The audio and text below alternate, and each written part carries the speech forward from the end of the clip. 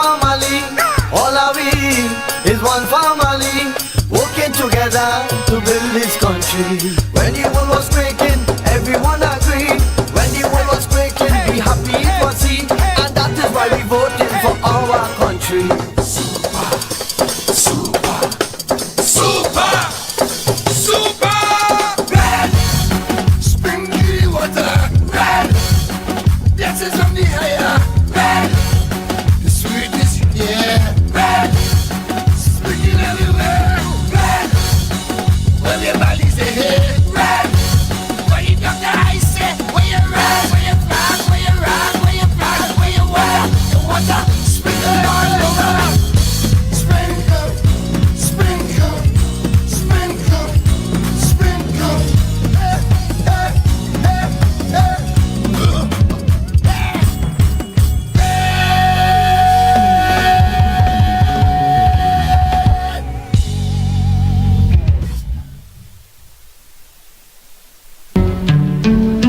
Rowley, the right choice. PNM is PNM. PNM is PNM.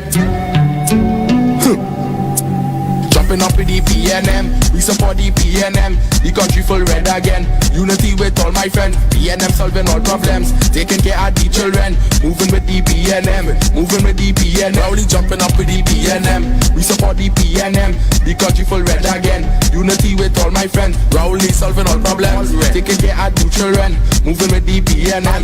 Moving with the PNM. New hospital and highways. 2020 Rowley going again. Brand new housing, youth facilities. Yeah, them cannot stop the Balize. Them can't stop the Balize. Jumping up with the PNM. We support the PNM. The country full red again. Unity with all my friends. PNM solving all problems. Taking care of the children. Moving with the PNM. Moving with the PNM.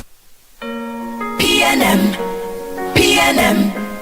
Yeah, this one is for the nation, for the children.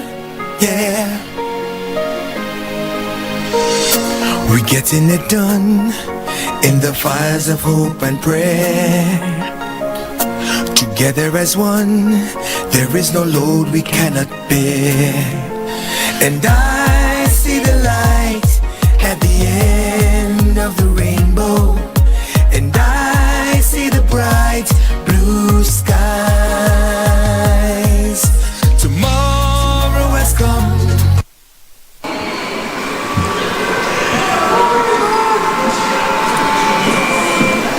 What are you doing, Sir Dennis? All is well?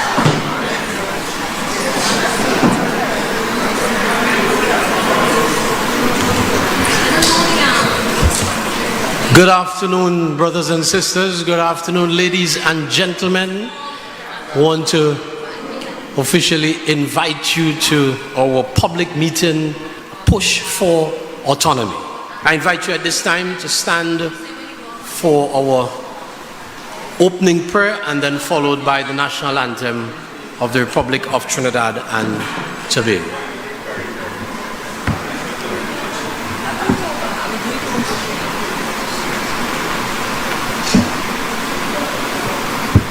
Let us pray.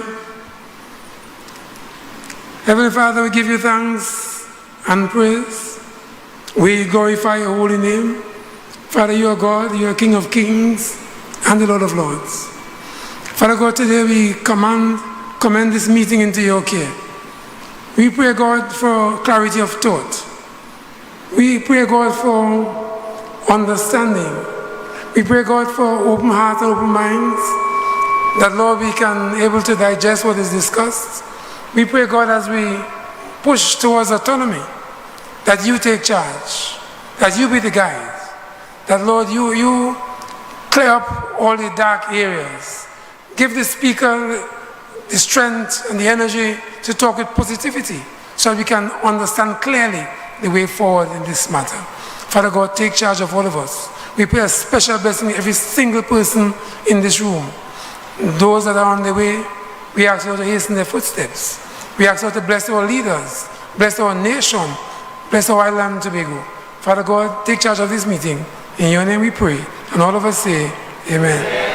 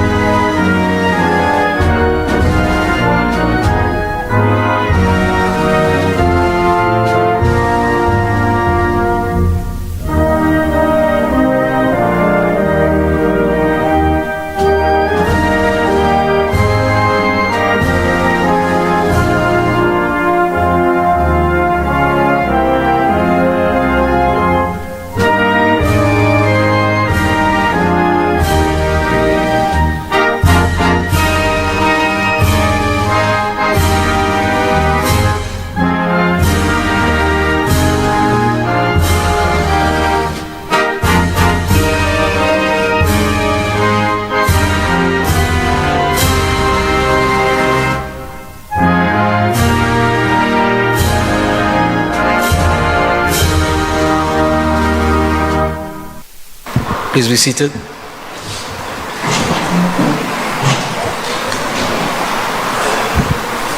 Let me say once again a pleasant good afternoon to everyone gathered here. Good afternoon, ladies and gentlemen.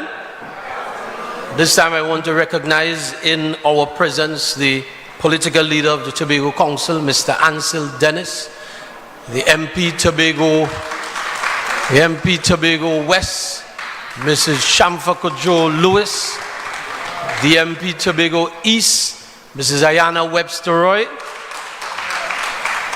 and our minority councillor, Mrs. Petal Daniel Benoit. Ladies have us outnumbered on the platform this evening, political leader. But that's good. That's good. The PNM has always been known for woman power and woman excellence. I want to also recognize the chairman of the Tobago Council, Brother Larry Paul, all our executive members, our General Secretary, who is all the way down in the back. I know she's not feeling too well, but we want to welcome her as well.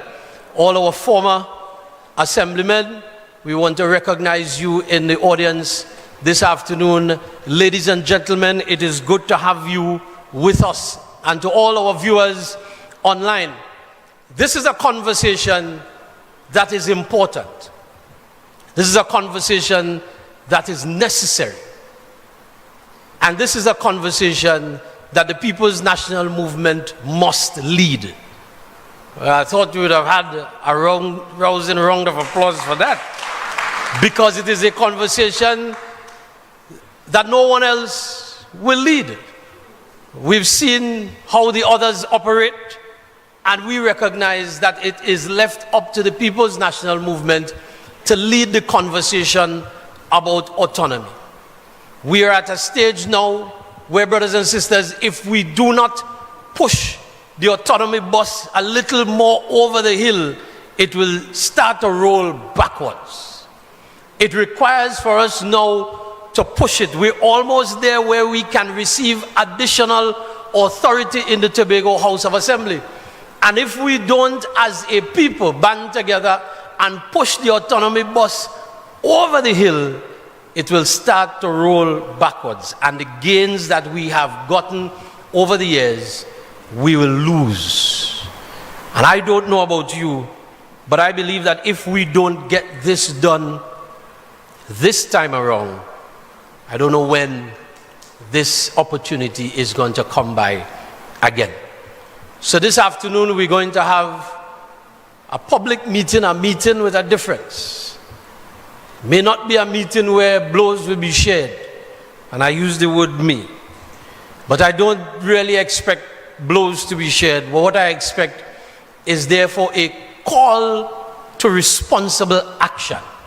And so this afternoon's meeting is the PNM leading the discussion, beginning to lead the discussion about taking the autonomy conversation even further and making a clarion call for those two bills that are currently in the committee stage of the Parliament to be passed, so that the people of Tobago can get additional autonomy, additional governance. At this time, we want to invite to the podium our minority councillor, Mrs. Petal Daniel Benoit, as she brings us some information on the motion that the minority leader led in the Tobago House of Assembly a couple weeks ago, laying the platform for the conversation this evening. So I want you to put your hands together and welcome to the mic at this time Mrs. Petal Daniel Benoit, the minority councillor. This one is for the nation, for the children, yeah. We're getting it done in the fires of hope and prayer. Good afternoon, PNM family. I know the chairman would have indicated that the conversations this evening are sober, but it's good to see so many of you here this afternoon to listen and participate in the conversations as we push towards autonomy. So let me start by recognizing our political leader, Senator Ansel Dennis, our Chairman Tobago Council, Mr. Larry Paul, Member of Parliament for Tobago West, Ms. Shamfa Kajol Lewis, Member of Parliament for Tobago East, Mrs. Diana Webster Roy, other members of the executive of the Tobago Council, Tobago East and West constituencies, former assemblymen present, People's National Movement family, Tobagonians, Trimbagonians, wherever you are listening or viewing us, a pleasant good afternoon. So the conversations this afternoon, as we push towards autonomy, is one of sober reflection. And our conversations as we push towards autonomy should not be taken lightly, because it can affect us for generations to come. And as we gather here today on a path toward achieving what Tobagonians have long aspired to, true autonomy and the ability to shape our future within our Twin Island Republic, this journey has been lengthy and challenging, spanning decades, marked by countless consultations, debates, and the tireless pursuit of an argument that honors the unique needs and aspirations of Tobago. And today we stand at the threshold of a significant change with the pivotal potential passage of two bills: the Constitutional Amendment Tobago Self-Government Bill and the Tobago Island Government Bill. And last Thursday, which was October 24th, a pivotal debate took place at the 34th plenary sitting of the Tobago House of Assembly, reflecting on a renewed sense and purpose for Tobago's future. And when this current administration came into office, they told us that Tobago's autonomy was one of their priority items. But since coming into office, out of the 34 sittings that we have had, save and except the last sitting, there was no sitting that the executive came to bring a motion to discuss autonomy in any way. And it took a responsible minority after the 33rd sitting on our private members' motion day to bring a motion advancing Tobago's autonomy, in particular with the two bills that are currently in the Parliament. So the minority leader piloted that motion, and the motion, I want to share with you the motion as presented. And the motion read, whereas the Tobago House of Assembly is constitutionally mandated to govern and manage the affairs of Tobago in accordance with Act 40 of 1996. And whereas Act 40 of 1996 provided enhanced authority to the Tobago House of Assembly, its provisions had not yet delivered the full level of autonomy sought by Tobagonians.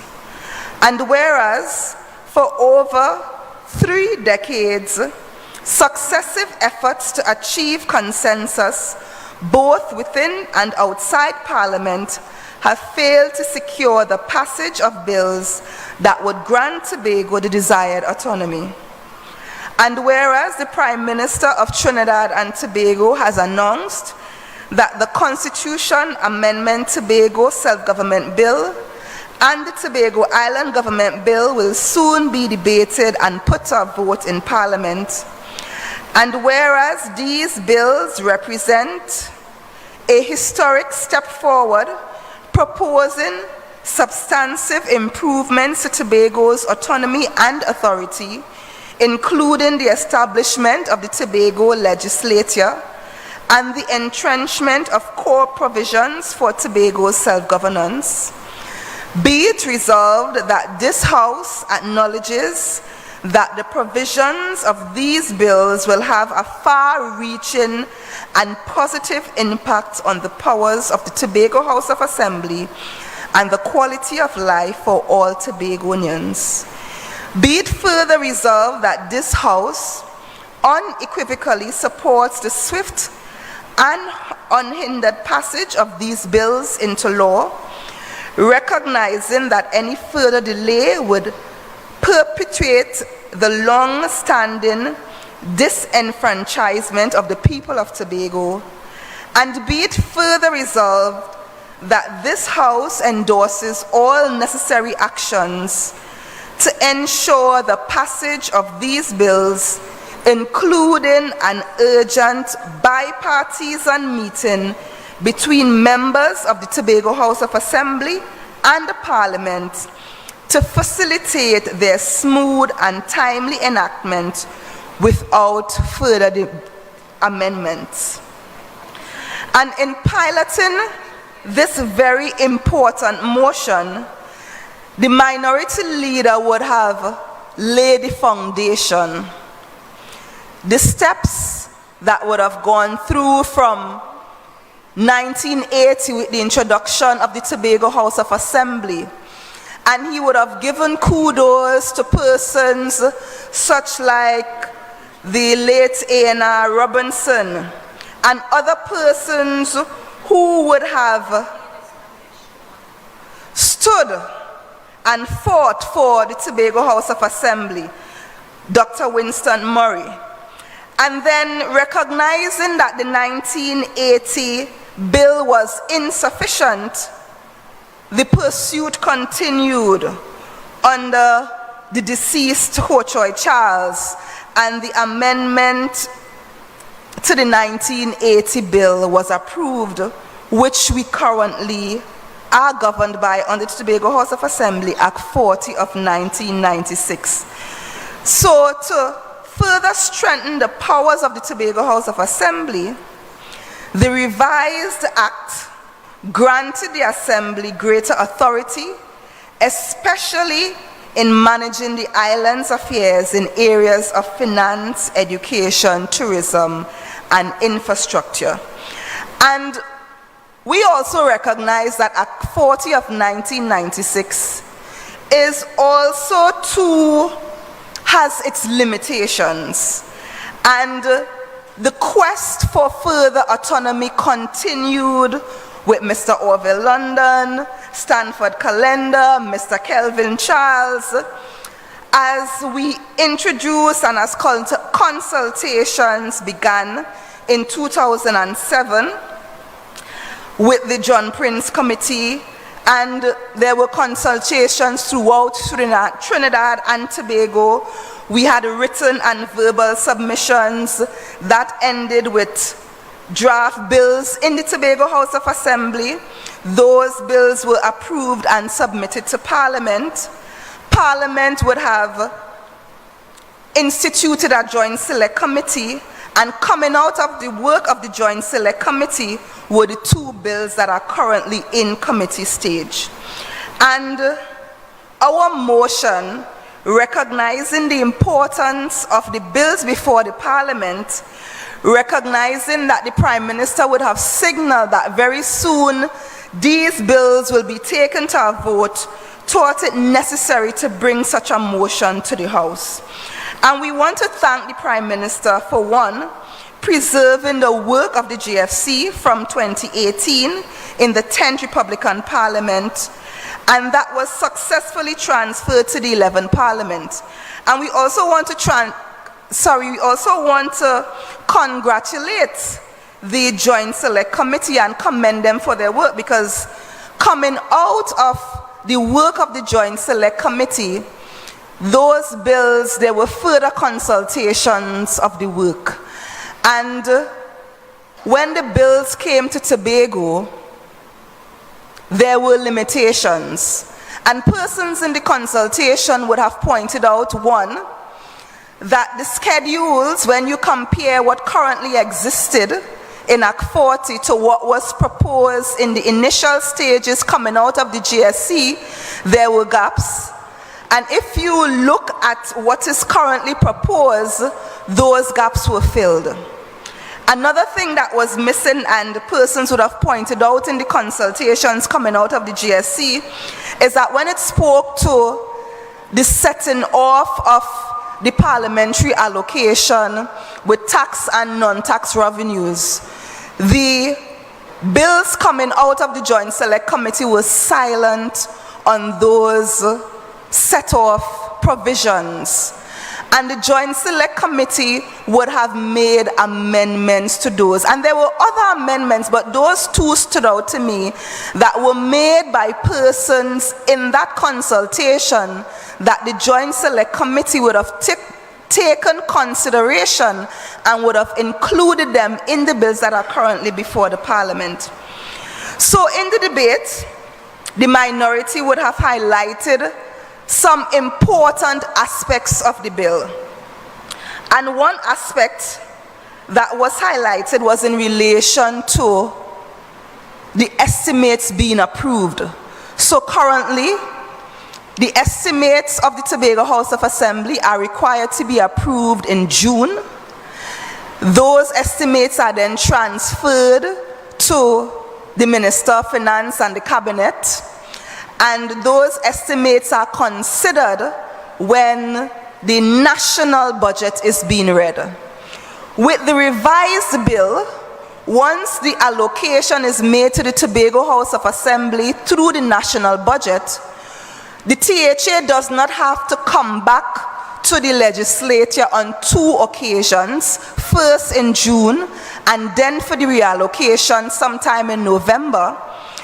Once the THA knows its allocation, it will come to the Tobago House of Assembly after the allocation is approved, and it will lay its estimates highlighting its priorities for that particular term.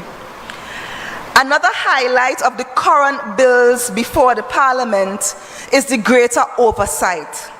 So clause 18 of the proposed legislation makes recommendations for the establishment of 4 select committees, which will review the Executive Council authorities created by the Tobago Acts and any enterprise controlled by the Tobago Island government. It also makes provision for a Public Accounts Committee, which is established to review the financial accounts of Tobago, including the expenditure for appropriated funds, Auditor General's reports, and audited accounts of enterprises controlled by the Tobago Island government.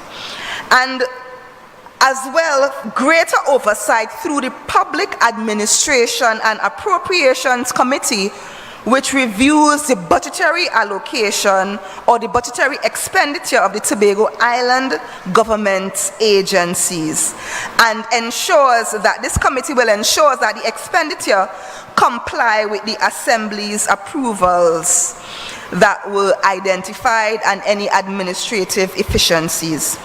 And more than ever, what is proposed in the current legislation in Parliament provides for a minimum allocation to the Tobago House of Assembly of 6.8%. And I want to bring to the attention to all of Tobagonians and everyone who is listening and viewing. What this means is that Tobago will receive a minimum of approximately $3.5 billion or $4 billion annually in its budgetary allocation. So I want to share some information with you. And I want us to look at, if the bills were passed, the allocations that would have been received from 2022 to present. So the national budget for the 2021-2022 period was $52.429 billion. The Tobago House of Assembly allocation for that year was $2.357 billion, which was 4.5% of the national budget. With the Tobago Self-Government Bill and a 6.8 minimum allocation, the THA would have received $3.57 billion. The amount lost for that financial year is $1.208 billion. If we look for the financial year 2022-2023, the national budget then was $57.685 billion. The allocation to the THA was $2.521 billion, 4.4%.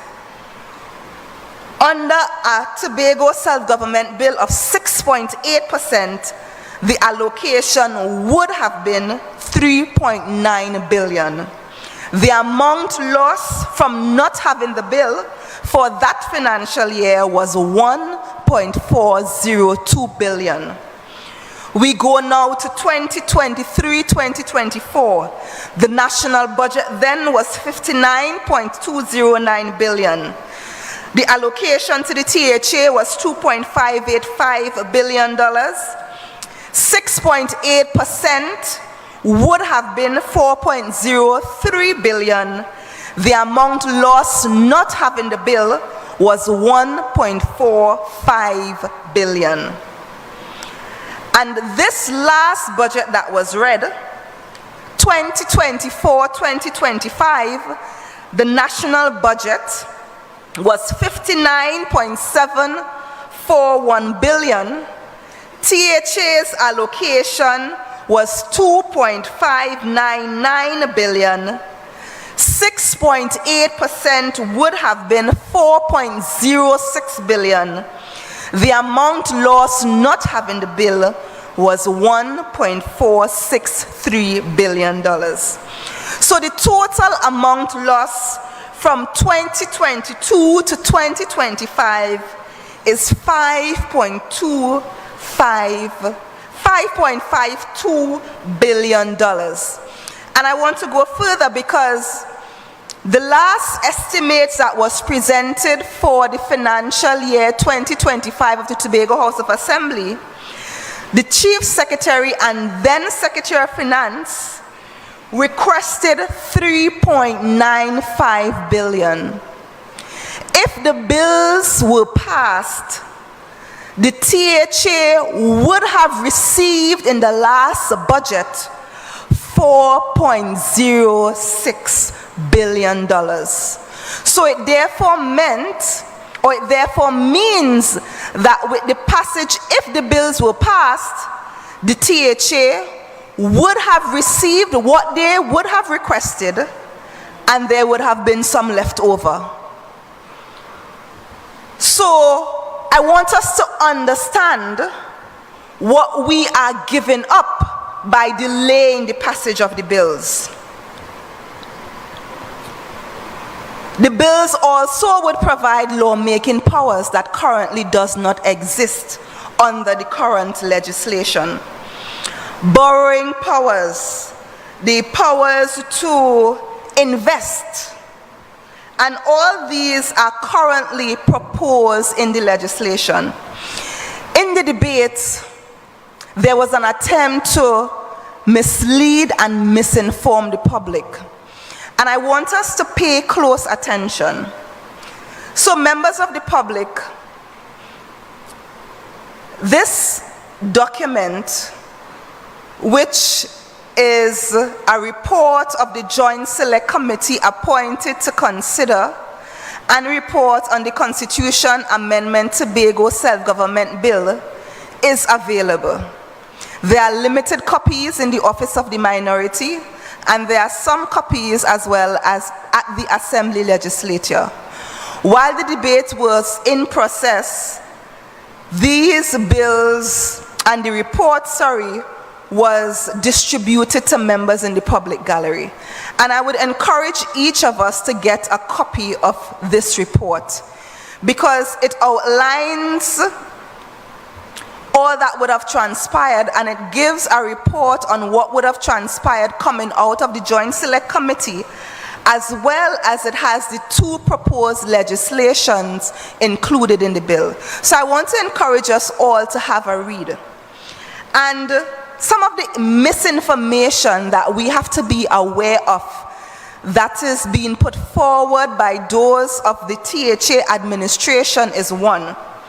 So the Deputy Chief Secretary, in making her contribution, indicated that the current bills takes away from what currently exists in Act 40 of 1996.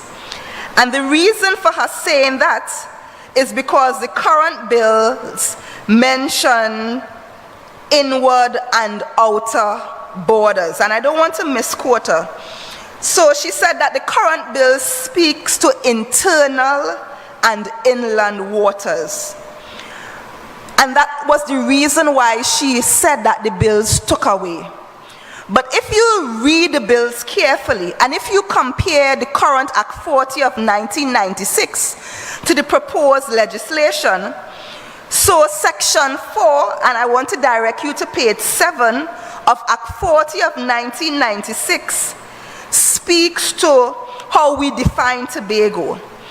And Section 4 of Act 40 of 1996 says that no provision of this Act or of any assembly law shall be construed or interpreted so as to authorize A, anything that is inconsistent with or contrary to or in disrogation to the Constitution of the Republic of Trinidad and Tobago, or B, any operation of any assembly law beyond the confines of the island of Tobago and such part of the territorial sea of Trinidad and Tobago comprising of those areas of the sea having as their inner limits the baselines of Tobago as determined in accordance with Section 5 of the Territorial Sea Act, and as their outer limits a line measured seaward from those baselines, every point to which is distant 6 nautical miles from the nearest point of those baselines unless the contrary is expressly stated. And when you go to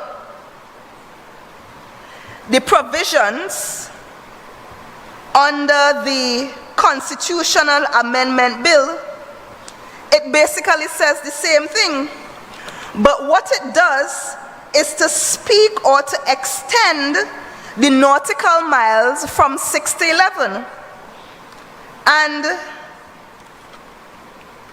the bill basically says, and I just want to go to Part B of Clause 5.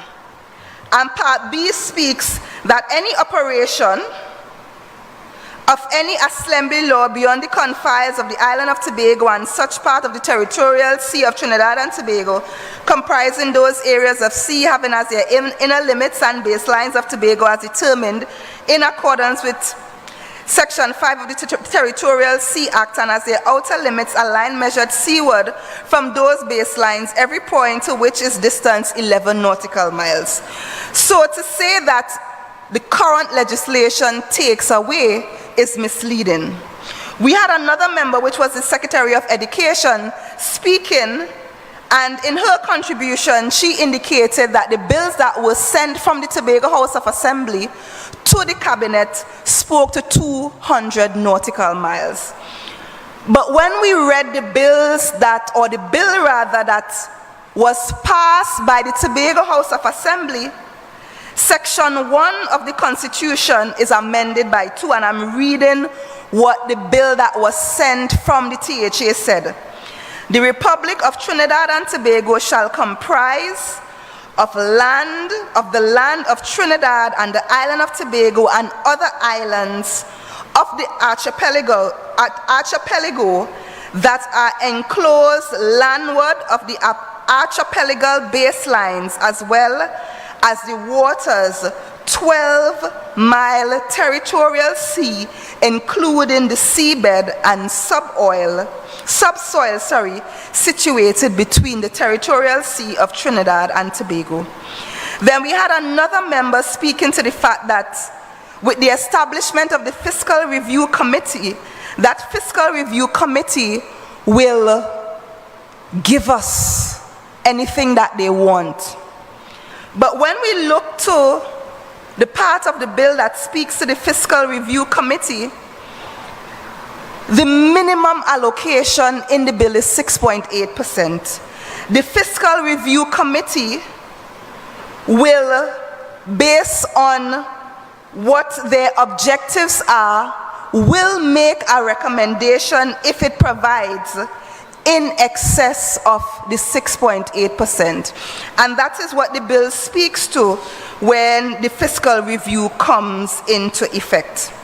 So I just want us to be wary about the misinformation and miscommunication, and I want us to armor ourselves with the information. And just as I wind up, I want to give some advantages of the proposed bills well compared to Act 40 of 1996.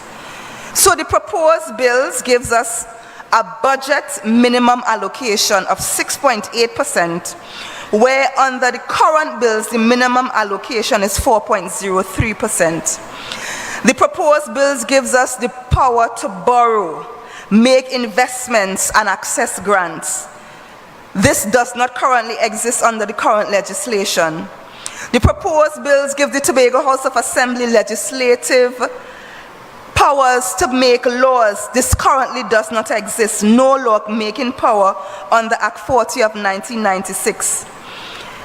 Tobago is defined by 11 nautical miles with greater share of marine resources when compared to what currently exists of 6 nautical miles. We have a 25-member Tobago House of Assembly, 15 assemblymen, 10 councillors, 5 majority, 3 minority, and 2 independent. Currently, we have 19 members, 15 assemblymen, 4 councillors, 3 majority, 1 minority. Administrators to be upgraded to the level of Deputy Permanent Secretary. The current legislation is silent on the upgrade of administrators, and we have the ability to make provisions for more than 1 administrator per division, because it is recognized that some divisions are larger than others. This current Act 40 of 1996 only allows for 1 administrator per division. So the bills gives us more than what we currently exist. And as the debate winded up, what we recognize is that every member who spoke on the side of the executive had a different meaning for what greater autonomy meant. For some, it meant federalism. For others, it came across as if the discussion was leaning towards secession under the guise of autonomy. And there were some who basically said the bill's not good at all, so reject them altogether. Nothing in the bills are good, so they need to be rejected. But it was just so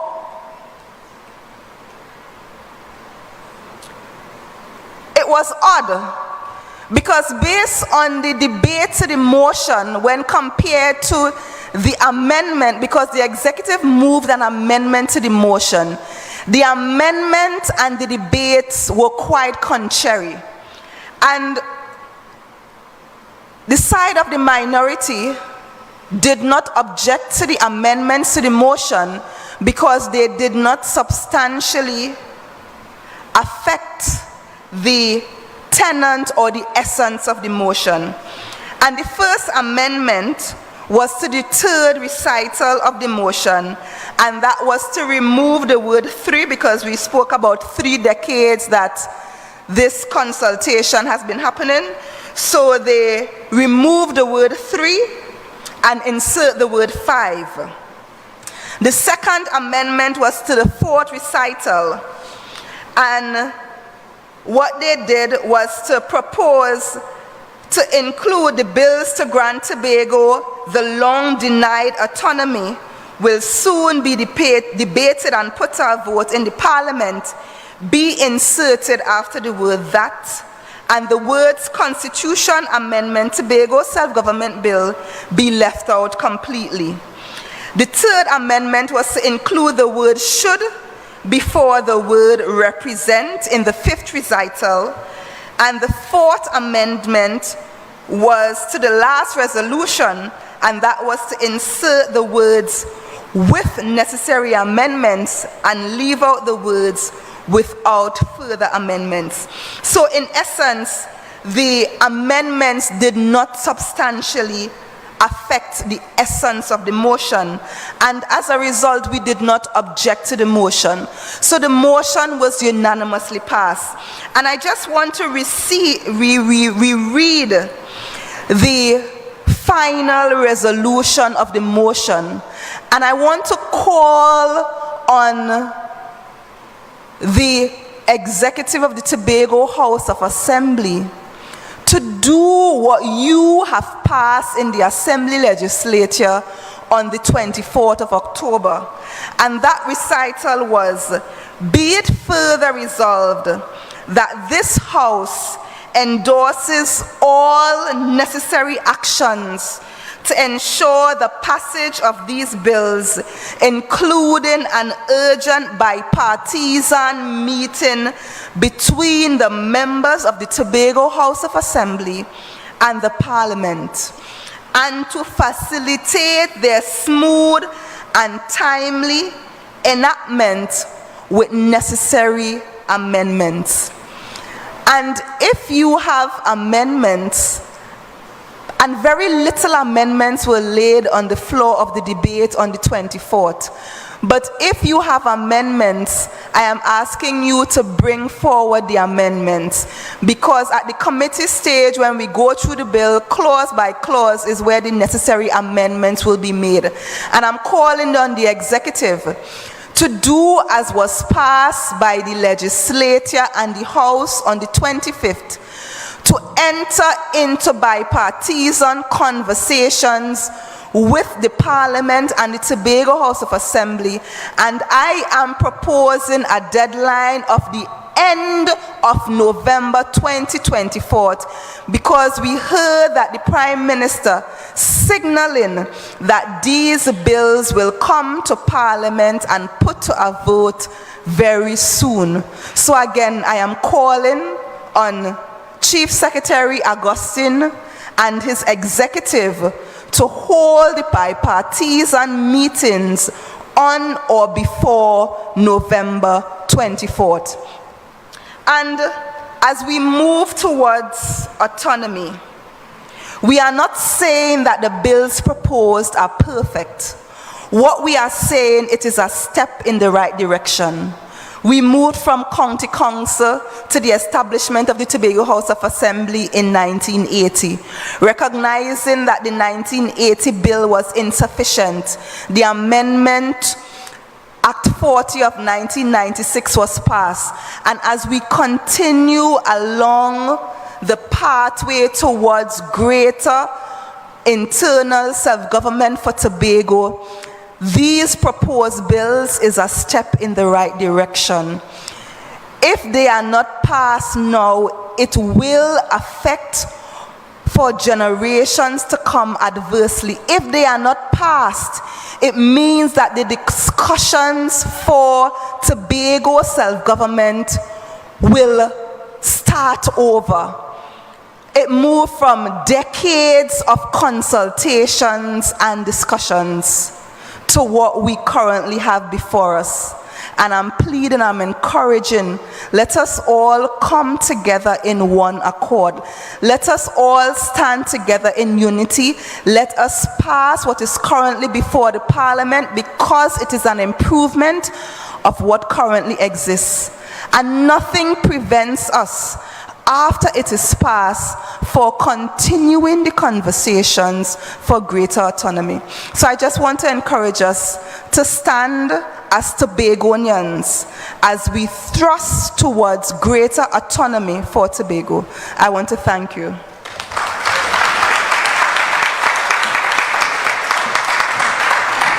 I think we could do better than that. Said this evening is sober conversation, and so we want to really echo the sentiments of the councillor to call on the administration in the Tobago House of Assembly to step out. You voted unanimously in favor of a motion, a call for bipartisan meetings between the Tobago House of Assembly and the parliamentarians in order to have further discussion on the bills before the Parliament. And so we want to echo that call for the Assembly, for the executive of the Assembly to do just that. What was the deadline you gave, Minority Councillor? 24th of November, for at least a letter, just the same way as the Chief Secretary penned a letter to every parliamentarian asking them to not support the bills. We're asking him to pen a letter to every parliamentarian seeking a bipartisan meeting. Brothers and sisters, I'm going to read some stuff as we push on this afternoon. The conversation is a sober conversation, and a conversation that we all should be part of. It says in the report of the Joint Select Committee that the feeling of marginalization by Tobagonians has lingered throughout the 20th century and continues into the 21st century. That's what the report brought out. The committee's view is that the common denominator between Trinidad and Tobago is not a baffling problem at all. The union is the interwoven reality of all the people, going far beyond mere institutional considerations. The islands are also united by shared achievements across cultural pollination amongst the diverse cultural communities and cultures. Nationals hailing from both islands have made outstanding contributions globally on behalf of Trinidad and Tobago in countless fields, including sport, academia, international relations, finance, law, entertainment, and culture. However, your committee recognizes that the perception of marginalizations by Tobago is real, despite the reality that Tobagonians have served as president, prime ministers, chief justice, commissioners of police, commissioners of prisons, union leaders, heads of religions, and more. Even though we've done all of that, the feeling of being marginalized is real. And so the Parliament is a place for that level of marginalization to come to some sort of equity. That's where you get laws passed. That's where you have to have the debates and the amendments in order to action the change that you want to see. And so this afternoon, the conversation continues with our MP for Tobago East, as she brings to us the benefits of the current legislation. The benefits of the current legislation. So I want you to put your hands together as you welcome to the mic at this time the MP for Tobago East, Minister in the Office of the Prime Minister, Mrs. Ayana Webster-Roy.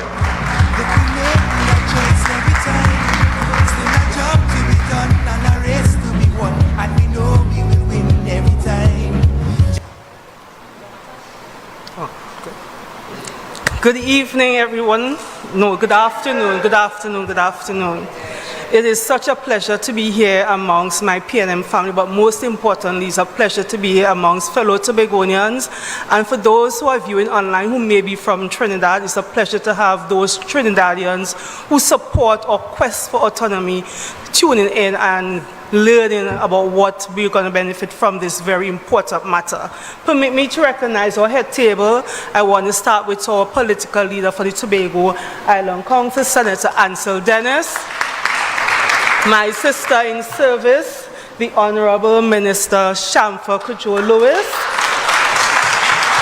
Minority Councillor, Mrs. Petal Daniel Benoit. I also want to recognize with us this afternoon our chairman for the Tobago Island Council, Mr. Larry Paul, all members of the executive, Tobago East and West, and those of you who are just here this afternoon just to learn from us a little bit. I want to have a conversation, so permit me, because I'll be asking you some questions at some point in time, and I'm expecting to get some responses. So I'm in teacher mode today while I look at my former teacher.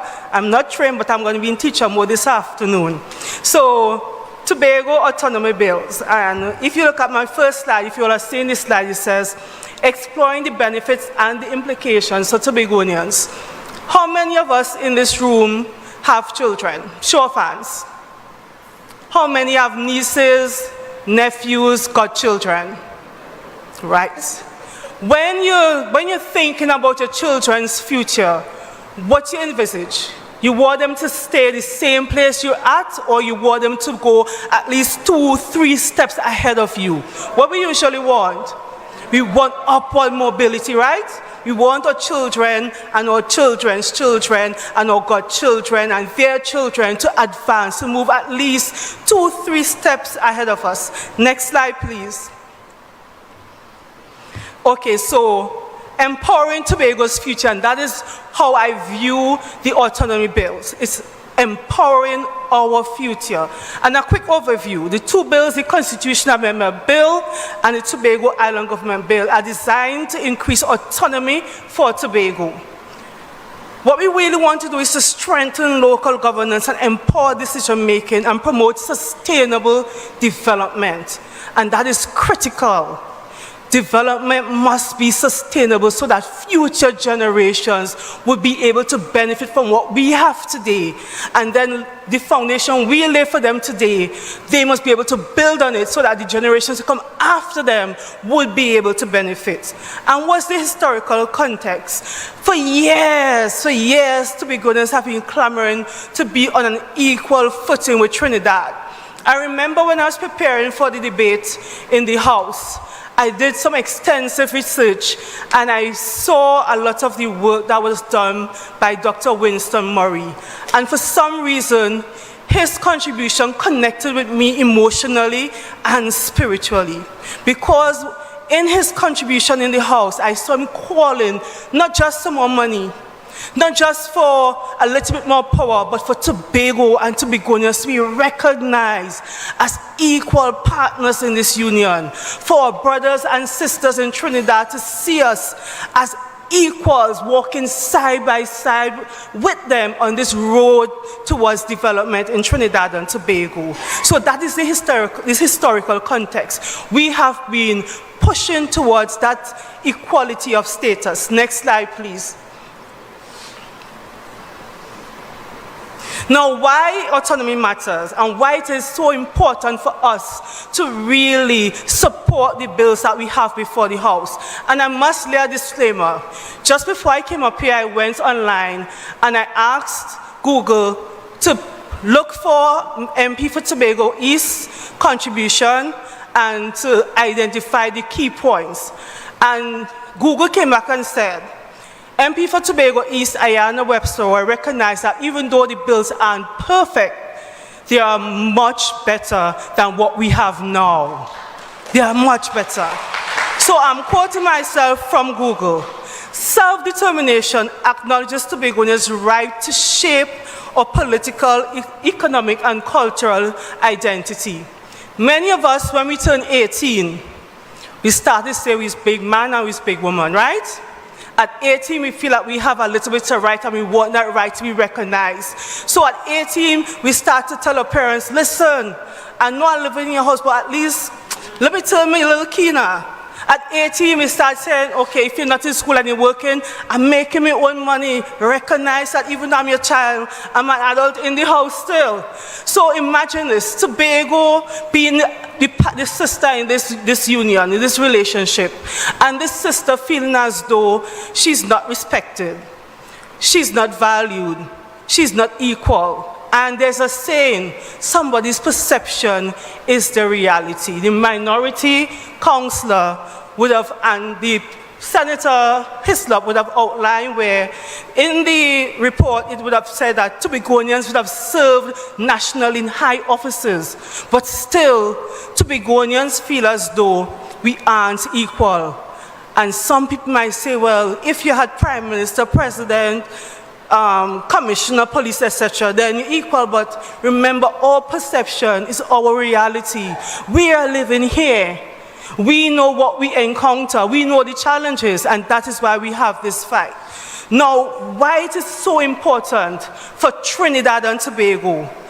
Nationally, when people were polled, 73% of Trinidadians were in support of autonomy. And that shows how this is not a Tobago issue. It is a national issue that warrants national discussion, but most importantly, national support. And we must be the ones to champion that support for the bills. And then we could look across the Caribbean, and we could find other territories that would have tried, gone through the fights, the trials, and they're now thriving with their version of autonomy. Next slide, please. Tobago Island Government Bill. So what the bills would do, Tobago would get more independence while keeping the Trinidad and Tobago country status. I want to say that again. We will get more independence, more autonomy, more say. We will be a big man and a big woman in our own house, but we're still maintaining that union, that brotherhood, that sisterhood called Trinidad and Tobago. It would give the island government more powers. And also, one of the key things, I remember doing my research, one of the key things, one of the pet peeves was the fact that Tobago was considered a ward. This bill removes that. And that is something we could all celebrate. The fact that when this is passed, we would no longer be seen as a ward. We will be recognized as an equal partner in the union. Next slide, please. Okay, so I just want to take us through how the bills and autonomy would impact us.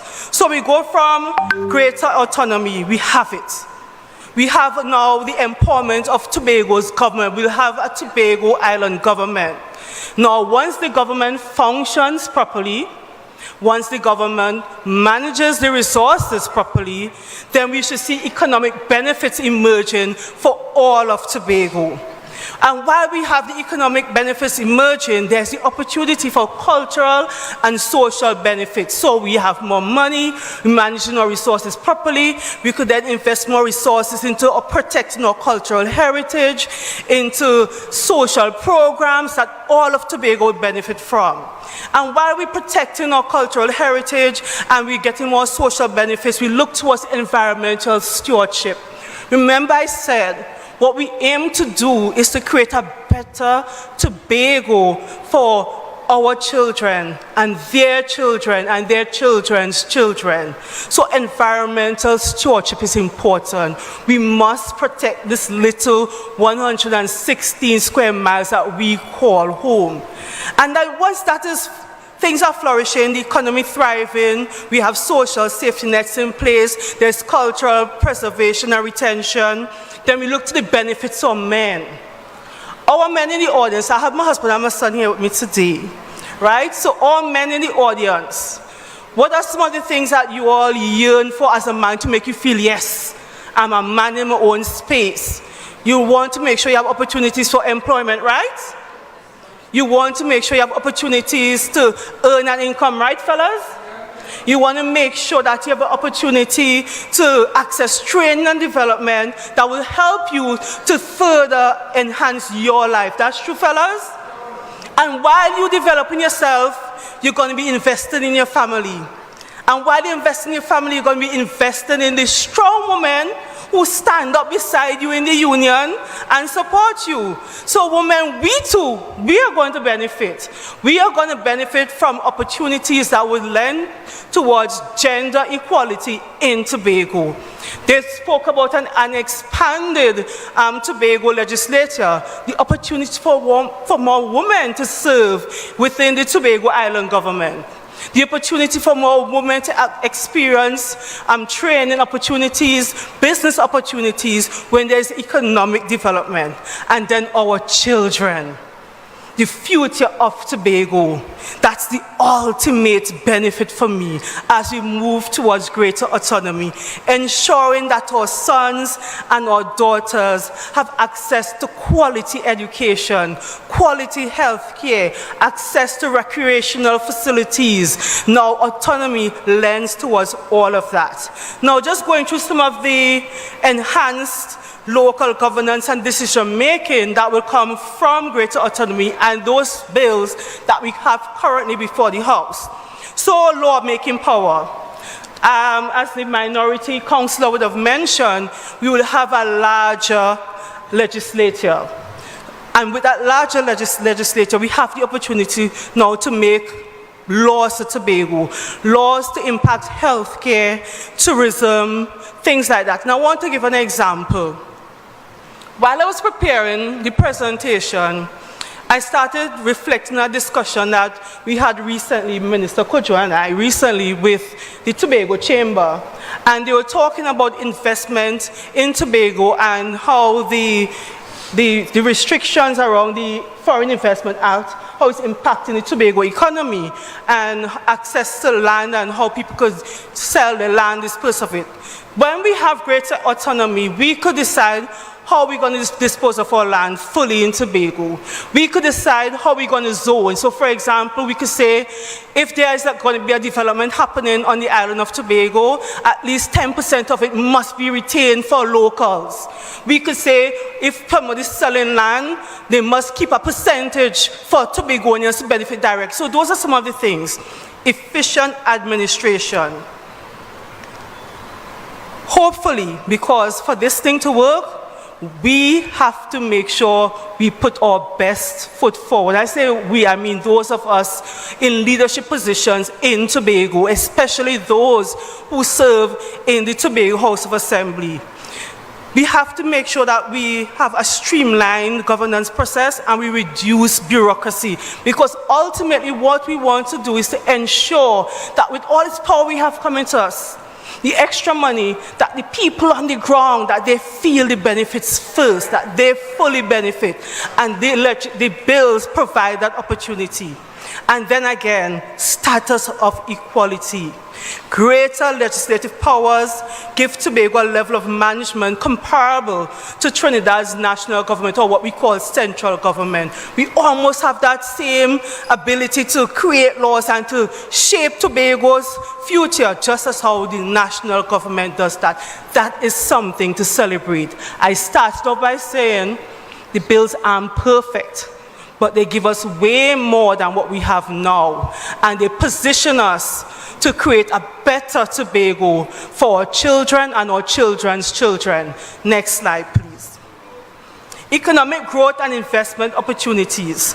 With the powers that we will have, there's opportunity for resource control, job creation, and financial autonomy. I would have demonstrated in my conversation how those things would work. Next slide, please.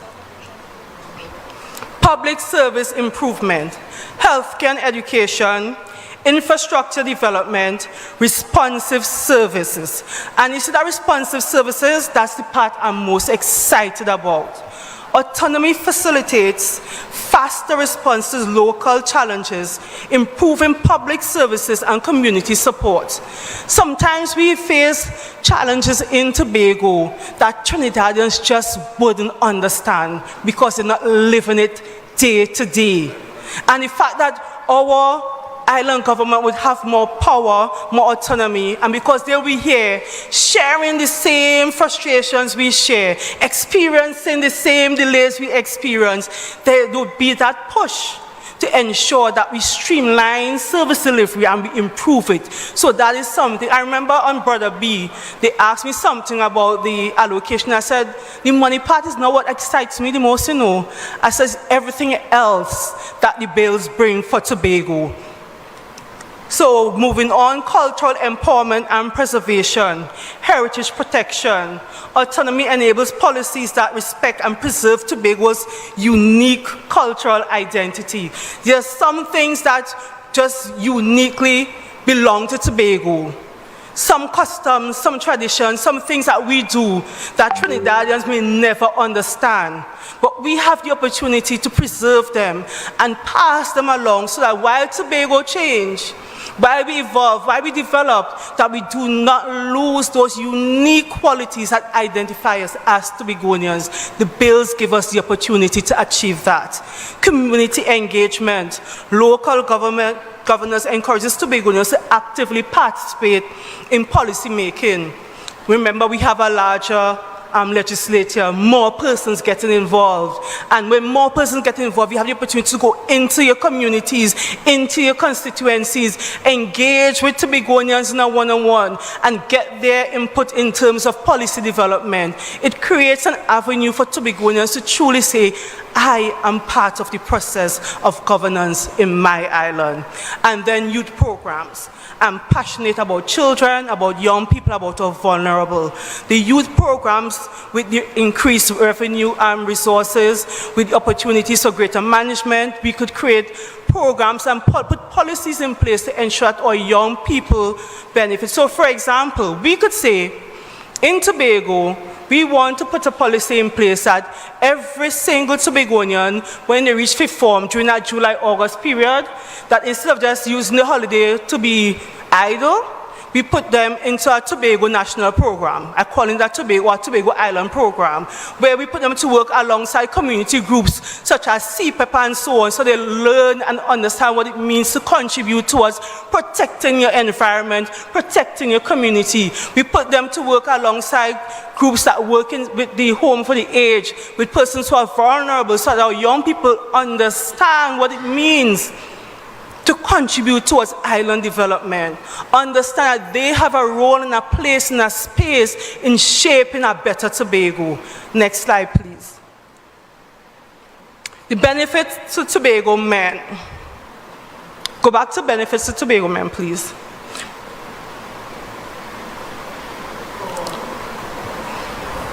Okay, right, benefits to Tobago men.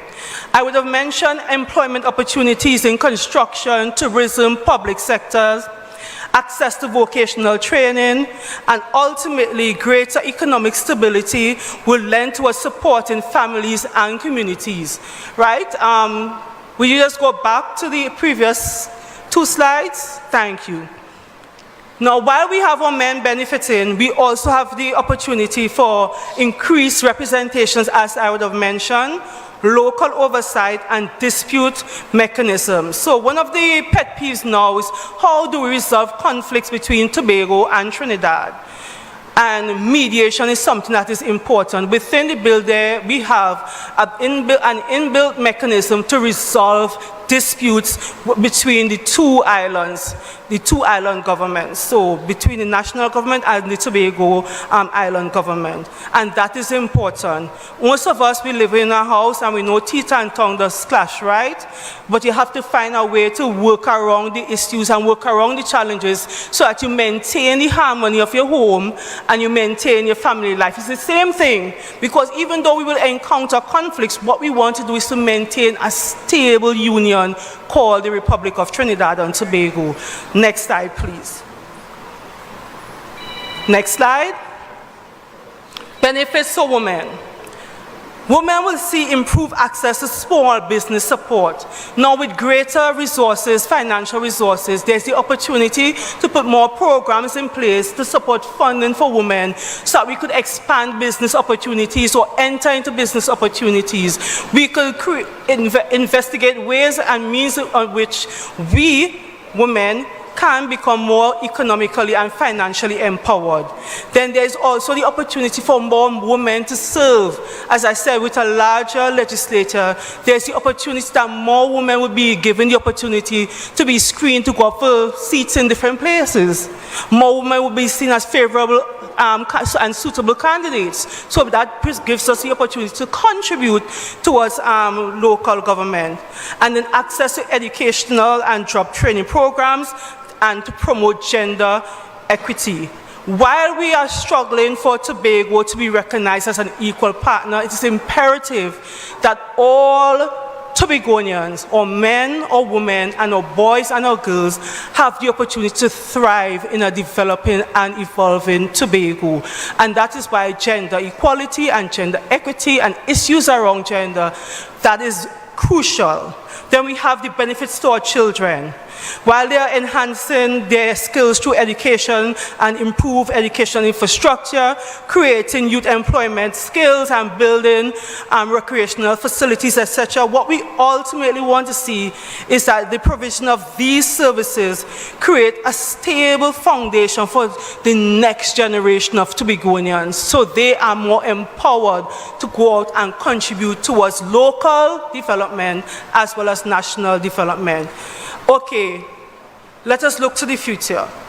The Tobago Autonomy Bills present a transformative shift towards a prosperous, self-sufficient Tobago, a path to secure a sustainable future aligned with the aspirations of its people, a more empowered and independent future. That is what the bills guarantee us now. However, before I close, I want to caution all of us as Tobagonians.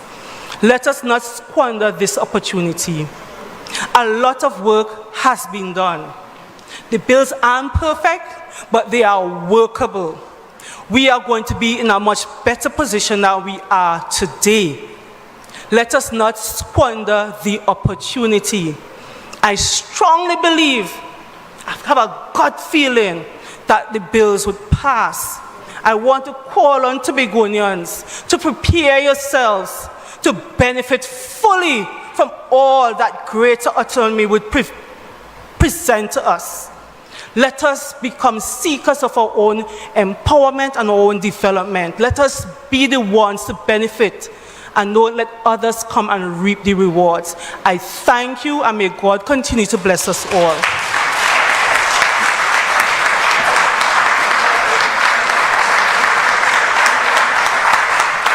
Announcement.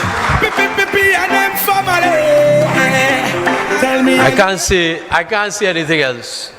Sober presentation about what the bills can do for us. And I don't know the MP.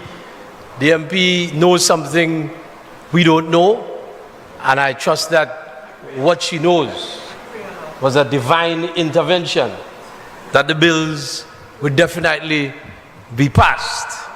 You know, ladies and gentlemen, as I continue just briefly to read two items from this document, the current legislative proposal will entrench into the Constitution Tobago's right to self-government with limited but necessary exceptions and confirm Tobago's unique identity.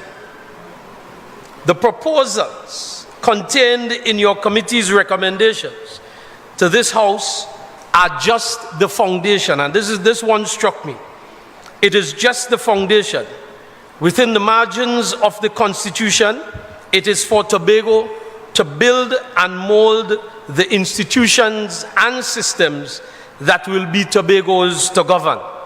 Trinidad and Tobago will only be stronger because of it. And ladies and gentlemen, what is interesting is that we have not heard any proposed amendments, any recommendations, any alternatives from the current administration. But all we have received in the last debate in the Tobago House of Assembly is just objections, and objections that to me and to a lot of people listening don't really make much sense. And the minority councillor was very clear in her presentation this afternoon that the amendments that the administration brought did not change the minority leader's motion in any way, which says to me that you are in favor of the motion that was brought by the minority leader. To continue the conversation with us this afternoon or this evening, to answer the question, how did we get here? Where really and truly are those two bills? Where do they sit? And where do we go from here? And this lady was part of a joint select committee that comprised Mrs. Camille Robinson Regis, who I believe was the chairman of the committee, Mr. Faris Alwari, MP, Rujanat Indar Singh, MP, Dinesh Rambali, MP, Mr. Foster Cummins, MP, Clarence Rambarat, Jerlyn John, Dr. Maria Dillon Remy, Mr. Nigel De Freitas, Mrs. Renuka Sagrang Singh Suklal, and Dr. Varma Dial Singh. Those are the persons who comprise this joint select committee, who was given the responsibility to take the bills that were sent from Tobago, look at them from a national perspective, and then bring a report back to the parliament. Brothers and sisters, I invite you to put your hands together as this lady shares with us the joint select committee process, a member's perspective. Put your hands together and welcome to the stage Mrs. Shamfa Kojo Lewis, MP for Tobago West, Minister of Sport and Community Development.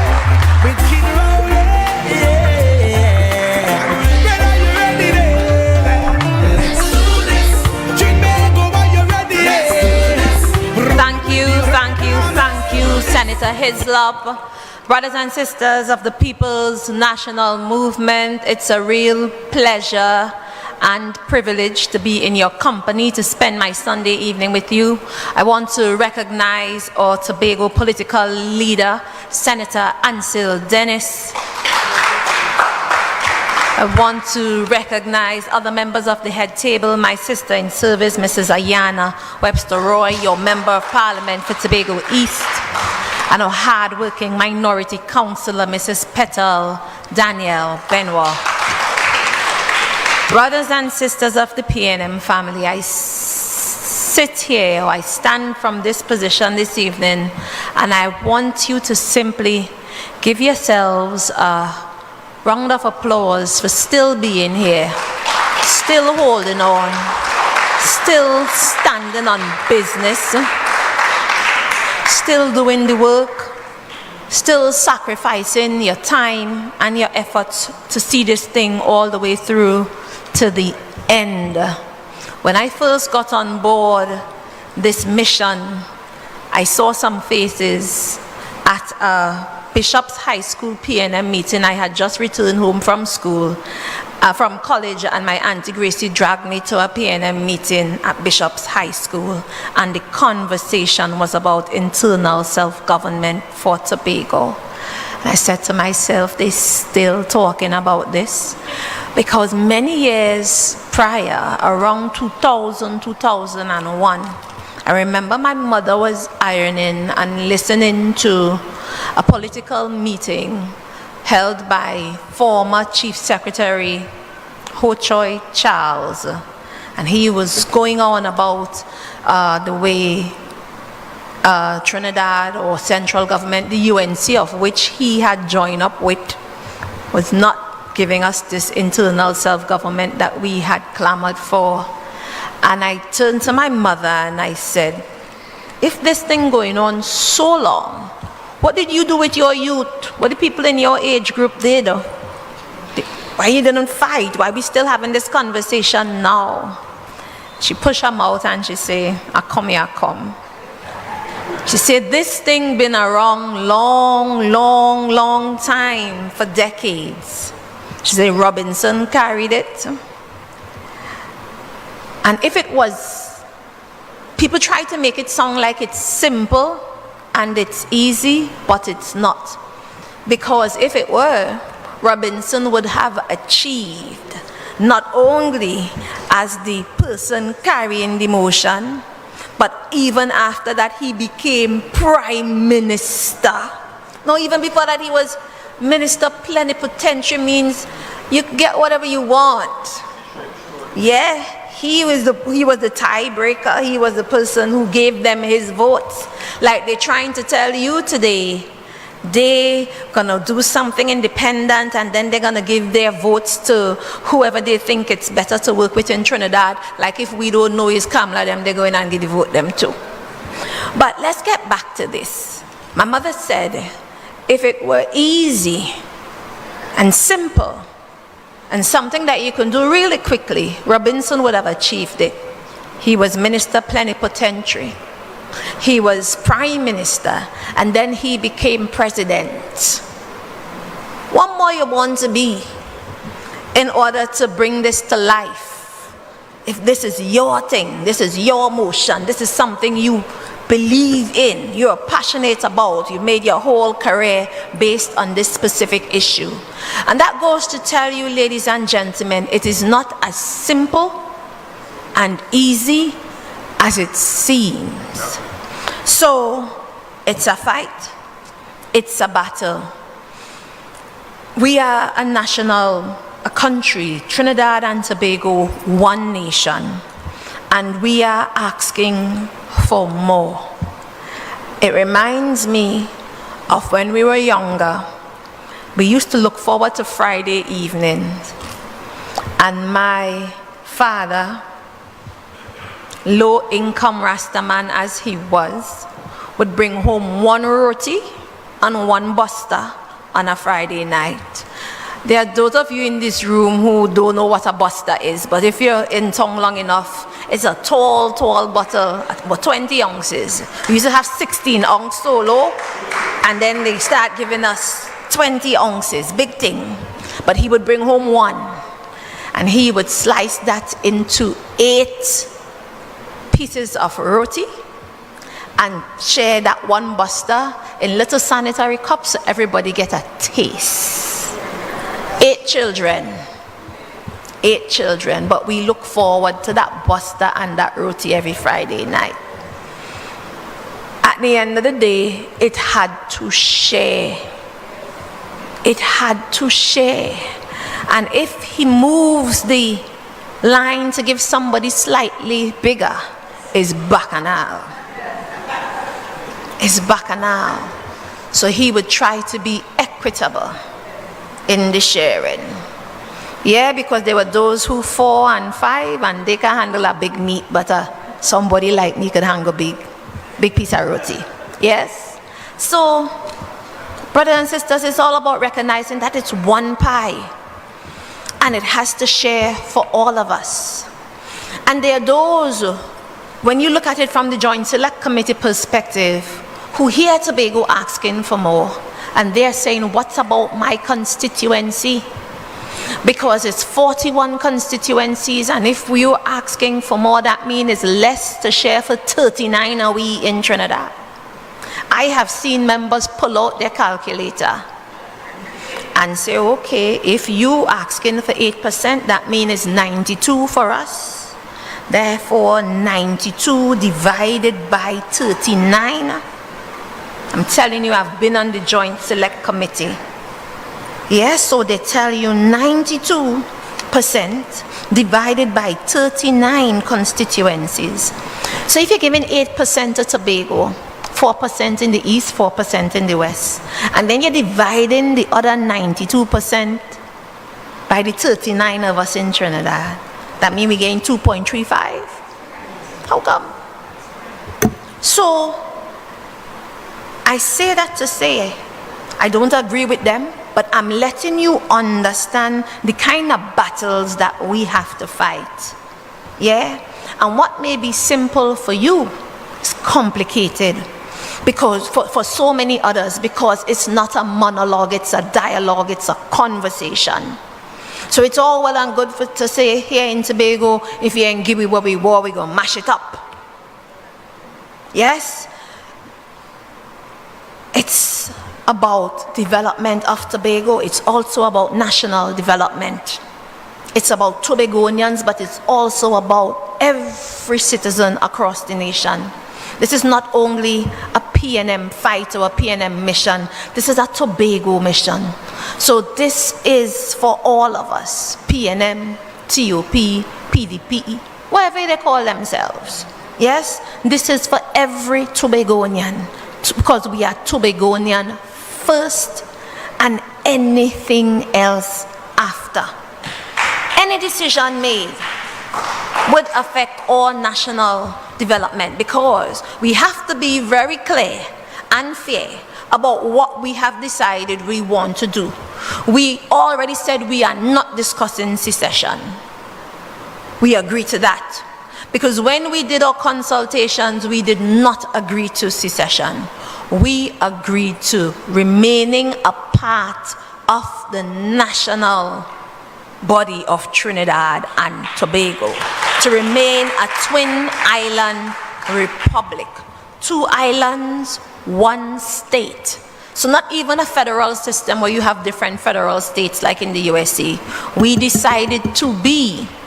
This consultation that took place over the years was about remaining a part of the national 2-state, 2-island system, 1 Trinidad and Tobago, 1 country. So it affects all citizens. And the only way it's about changing law, because the only way the Constitution and the Act can be changed is through the Parliament. So no amount of consultations we have on this side, and no amount of Tobagonians that we able to get on our side, unless we're talking to Trinidad and talking to the people who make out the Parliament and getting them on our side. I mean, PNM members, opposition members, independents in the Senate. Because at the end of the day, it is those people who are going to place their votes in order to ensure that the law is changed. Many of us would say we don't like it, so we want to be able to change it for ourselves from the THA. But we can wish as much as we like. The law of Trinidad and Tobago is to change the law through the Parliament. So all the rabbling and all of that is just for emotional excitement and to lead people astray. At the end of the day, it's about doing the necessary through the Parliament. So to get on the radio and the TV and tell people, when we get the 2 seats, we will go and give the people internal self-government. 2 seats cannot give you internal self-government for Tobago. This legislation requires a 3/4 majority. And in a parliament that has 41 seats, mean that you need 31 persons. 2 seats, a far cry from 31. And if you say, well, we would form part of the government to make up the numbers, the government of this day, which I can guarantee that every single member of the government, of the PNM side, all 22 of us in the lower house, you have our vote. We are with you. A matter of fact, this current, what we are doing right now, was a part of our PNM convention. This is our party policy. This is not just the work of the Parliament.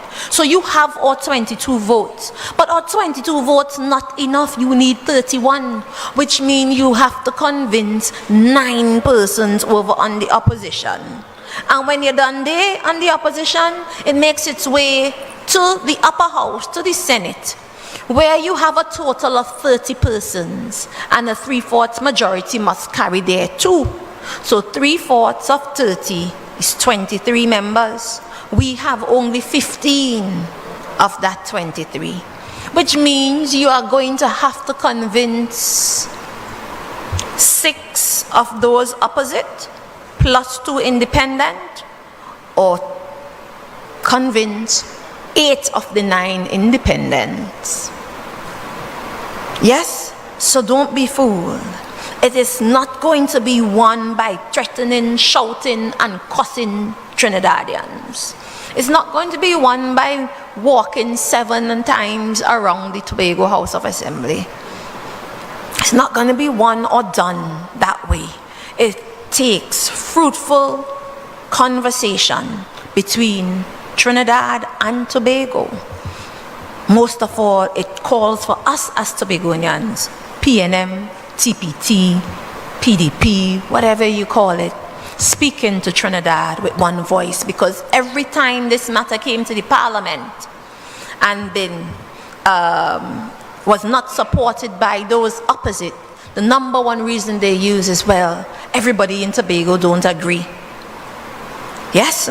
So we as Tobagonians have to speak to Trinidad, to central government. And trust me, convincing the central government is not the problem. We are already at the forefront of this. It's convincing. Farley needs to convince his friends opposite.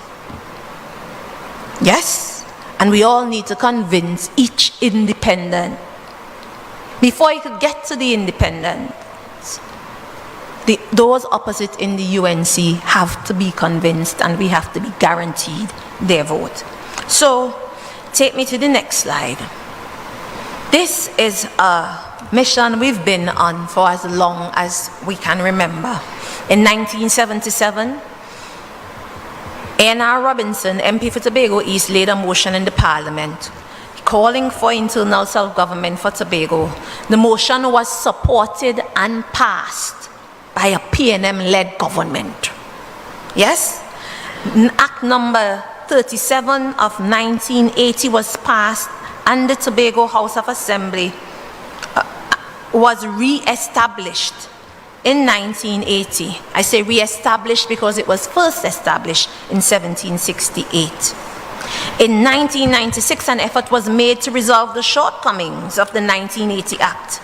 And Act 39 was passed to amend the Constitution, whilst Act number 40 of 1996 was passed to amend the Tobago House of Assembly Act. So just as is being done right now, there's a Constitution Amendment Bill and a Tobago Island Government Bill to change the Act.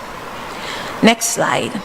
In April of 2005, the PNM was in government in the Tobago House of was in government.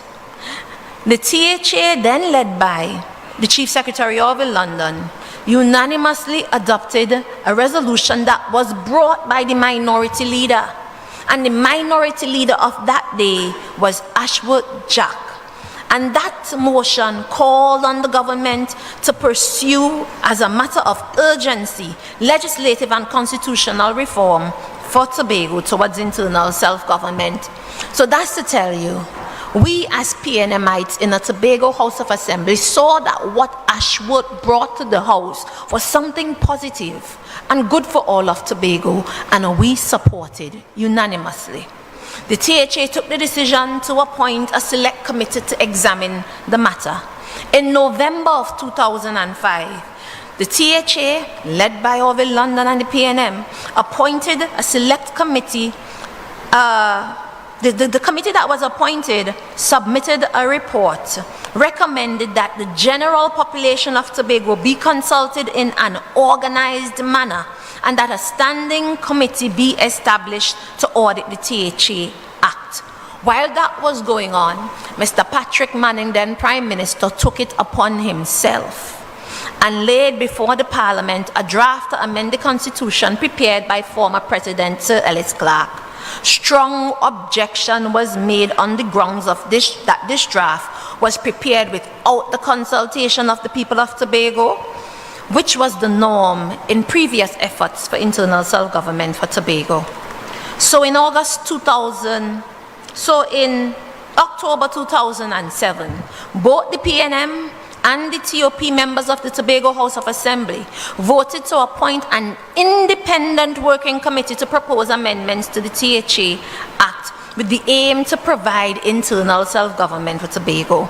And we got 7 of our most prominent Tobagonians among that. You had Dr. John Prince, Dr. Eastlyn Mackenzie, Dr. Rita Pemberton, Mr. Carlos Dillon, the very cream of the crop, brothers and sisters. And they began their work. They started their research, and then they moved across the island, sharing their findings and getting feedback from the people of Tobago.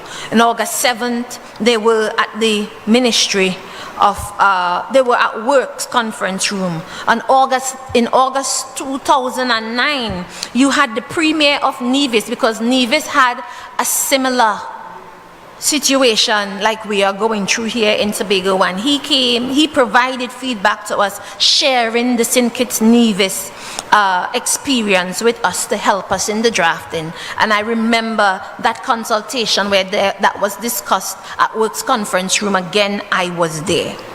The consultations continue under the John Prince Committee all across Tobago.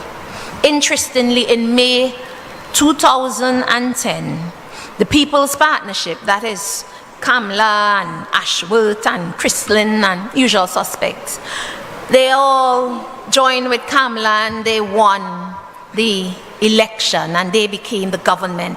They said they were going to bring internal self-government to Tobago, and you know what? We believed. In August 2011, Ashworth Jack led the TOP minority, the TOP minority, led by Ashworth Jack, staged a dramatic walkout of the Tobago House of Assembly on a motion tabled by the Chief Secretary, asking that the House records its disagreement with central government doing its own process. Because the new government, the People's Partnership, decided they are going to go about a new process and come up with their own green paper and so on.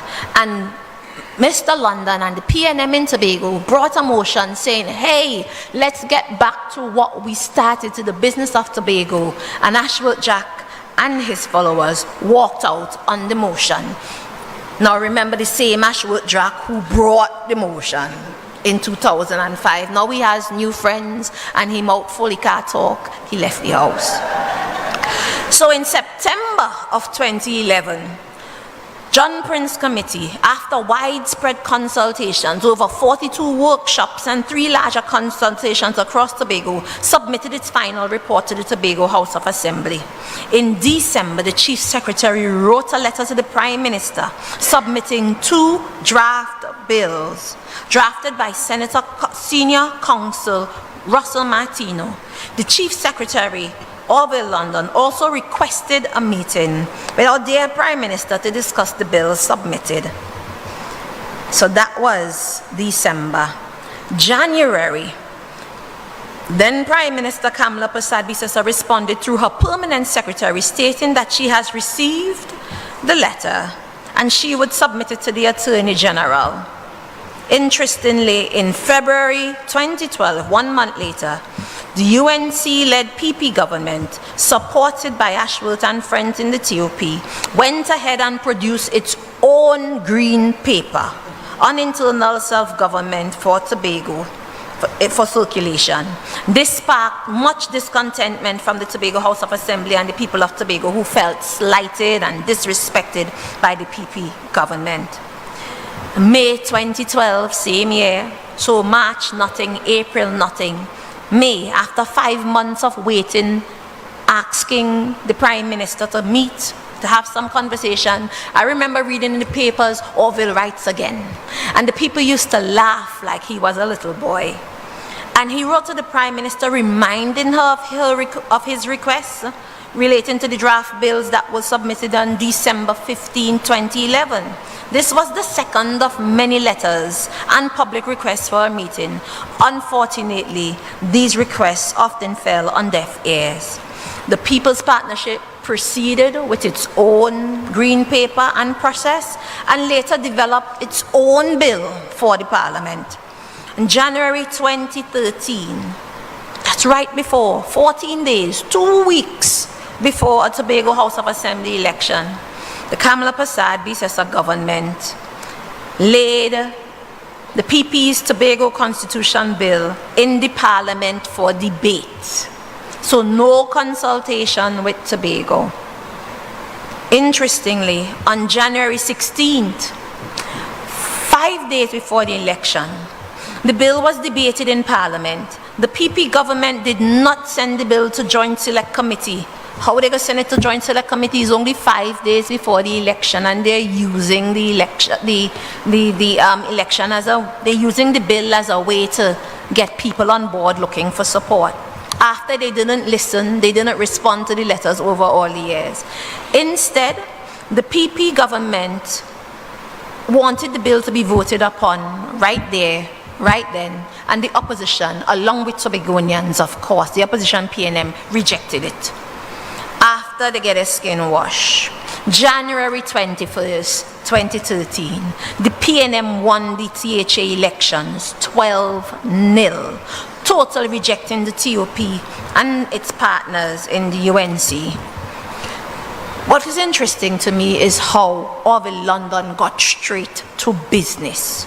So 2 weeks after winning, he called in former Chief Secretary Ho Choi Charles to discuss how do we cooperate and collaborate to pursue internal self-government for Tobago, because it's important for us from all sides of the divide to speak to the government, to speak to Trinidad with one voice. In February 22nd, 2013, the Chief Secretary London met with Prime Minister Prasad Bisesa, Minister of Finance Larry Hawaii, and Minister Rudal Munila. They discussed the process for granting internal self-government for Tobago. On March 15, the Chief Secretary then wrote to Mrs. Bisesa, then Prime Minister, seeking feedback on the matters we discussed in the meeting last month. June 21st, then Prime Minister finally had an hour-long meeting with the Chief Secretary. However, they did not reach an agreement on the way forward. But we continued in the business. On July 10th, the Parliament went on its sessional break, and the PP government allowed the Tobago Constitution Amendment Bill 2013 to lapse. This is important to note, because every time our government moved from session to session, we took it to Parliament to save the work so that we wouldn't lose the information gathered from the consultation, the research, the information from the technical experts and so on. We saved the work to keep the business going. But they allowed the bill to lapse in 2013 after getting the licks in the election, along with taking back or stopping many of their programs in Tobago as a means of punishing Tobagonians. And for the rest of their term in office, they never brought back the internal self-government bills to Tobago. We continued with the business. In 2013, Mr. Orville London and former Chief Secretary Ho Choi Charles held discussions on facing Parliament and facing Trinidad with one Tobago voice. They agreed to form a Tobago Forum of political parties and heighten the engagement of Tobagonians in an effort to get consensus across the divide. And it's important that we go so far back and tell every part of the story, because I recognize we have some people in here who are under 30, who would have been 10 and 11 and 12 years old at that time. I see the young ones standing in the back who would not have known about the Tobago Forum or the parties, but this is how long we've been in the fight, getting the work done. So in January 2014, on January 7th to be exact, the first meeting of the Tobago Forum of Political Parties, comprising of Tobago Platform of the Truth, led by the former Chief Secretary Ho Choi Charles, and the Tobago Council's People's National Movement Chairman, Mr. Neil Wilson. Then we had Ashworth Jack, who showed up to represent the TOP, and Orville London. They were a part of the forum. Interestingly, when they met again in February, Ashworth did not show up, and Ashworth never showed up for another meeting of the Forum of Parties. In March 2014, then Prime Minister Kamala Prasad Bisesa cancelled another meeting with Chief Secretary Orville London that was scheduled to be held on the 27th of March 2014 to treat with amendments. The Forum of Political Parties, nonetheless, they continued, committed to the business of the people of Tobago, going from pillar to post, from side to side, up, down, north, south, east, west of Tobago, meeting with the people, advancing the discussion, championing Tobago people's business. The Forum of Parties met at Works Conference Room again. Then they met on June 5th, 2014 with the tourism sector, on June 11th with the religious bodies, on June 17th with the fisher folks of the East at Roxborough Secondary, and then on June 18th with the fisher folk, farmers and community-based organization at Works Conference Room again in Tobago West. Then Sunday, July 6th, there was the larger consultation at Ravenels. And we also had the Tobago desk at the office of the Chief Secretary, where the public interest desk, where people can come and put their comments and so on in the box. I think Dion Isaac was responsible for overseeing that box at that time. And I was able to pull up some of the flyers, the actual advertisements from the consultations there. July 6th at Ravenels, July 20th at Roxborough Secondary, and August 17th, interestingly. We took the conversation to Trinidad because we recognized that we couldn't get anywhere talking to ourselves. So we had consultations at UWI in Trinidad to get Trinidadians on board. On September 14th, there was a final convention up at Compre School where almost 600 persons turned out to authorize and instruct and mandate the leaders of the Tobago of the forum to take all proper and necessary steps to achieve and secure democratic self-governance for Tobago in the shortest possible time. From March to June, further postponement and cancellation from the then Prime Minister, refusing to meet with the Chief Secretary, refusing to meet with Tobagonians about Tobago people's business. May 2015, we continued about the people's business. Consultations at Bishop's High School, Speyside High School, Mason Hall Secondary. September 7th, we won the election as a national party, the People's National Movement, in power again, under no other than Dr. the Honorable Keith Christopher Rowley, who upon winning the election made the commitment to grant to Tobago internal self-government and to continue to pursue the business of the Tobago House of Assembly and the people of Tobago. The Forum of Political Parties continued with their public meetings, sensitizing and drafting the bills, developing the bills and preparing it to get to Parliament. In November, the consultations continued at COSTAT. 15th to 18th of February 2016, and the list goes on and on as to the many times that there were consultations. We consulted the YES program, so many different meetings for Tobago to be mindful and to note what was taking place even after we won the election.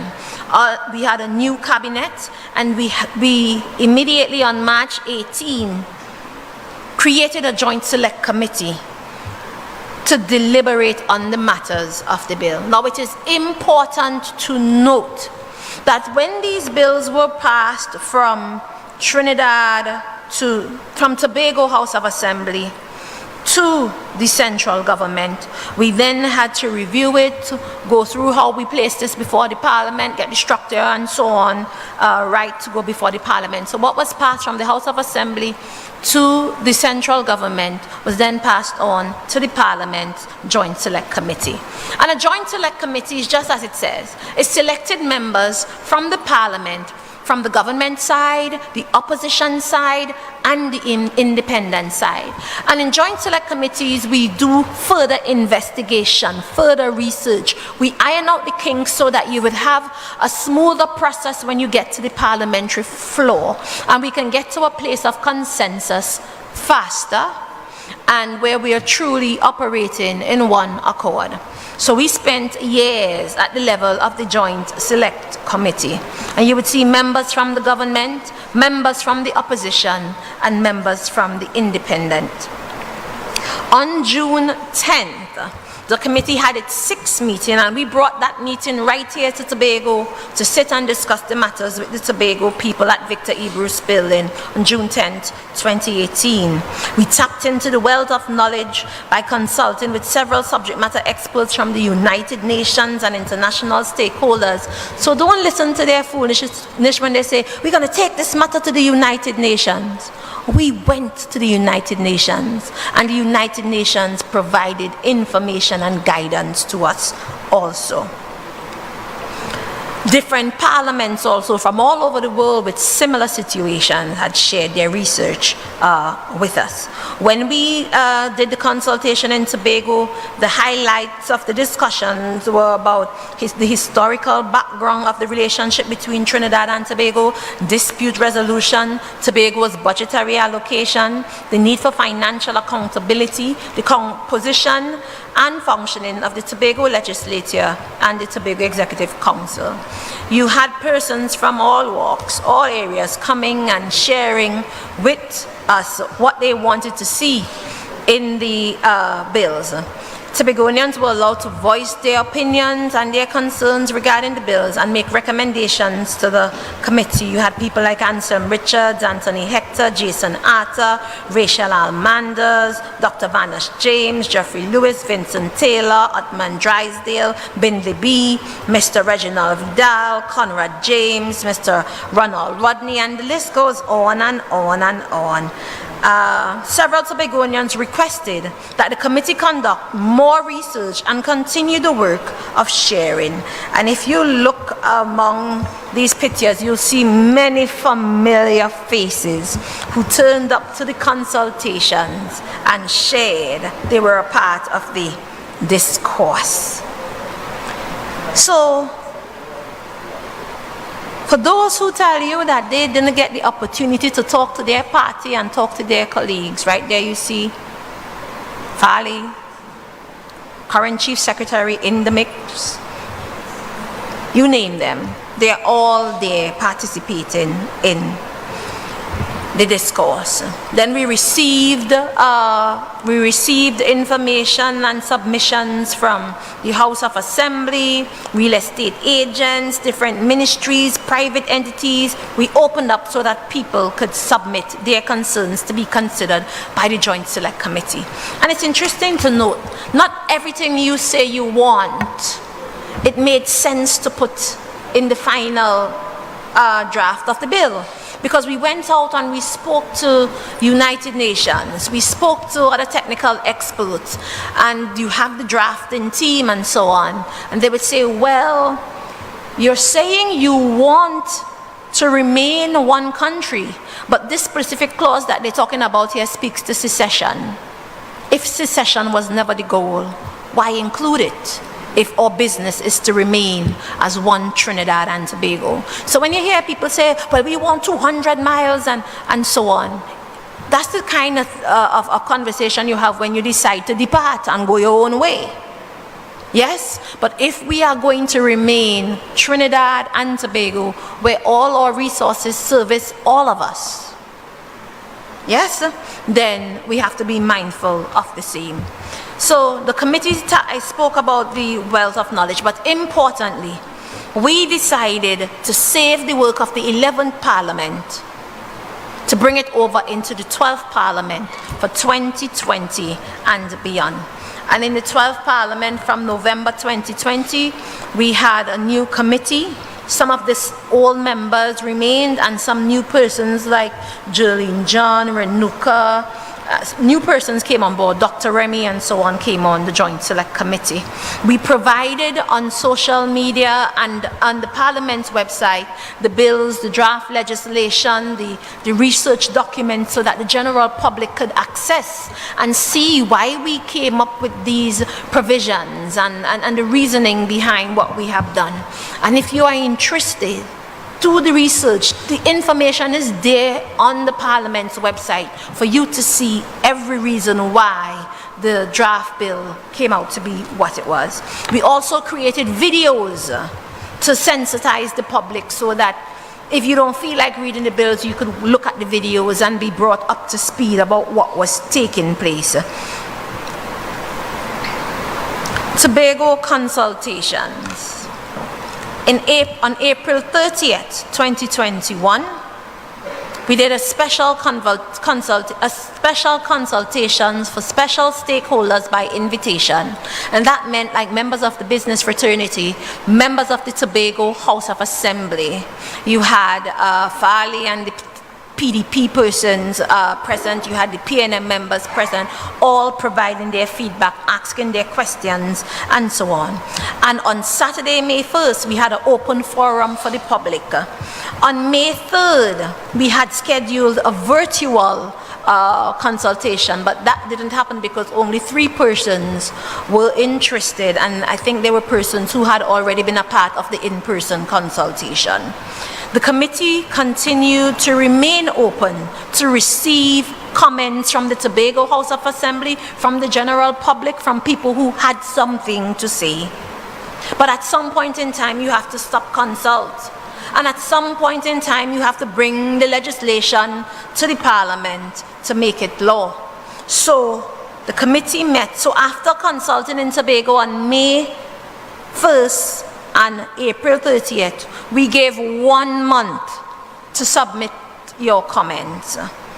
We did not receive from the PDP or their members in that 1 month. So we went back to Parliament on June 1st and on June 4th. Your committee, your Joint Select Committee of government members, independents and opposition, we met and finalized the report based on considering every submission that was sent to us to then take to the House to be laid and to be debated.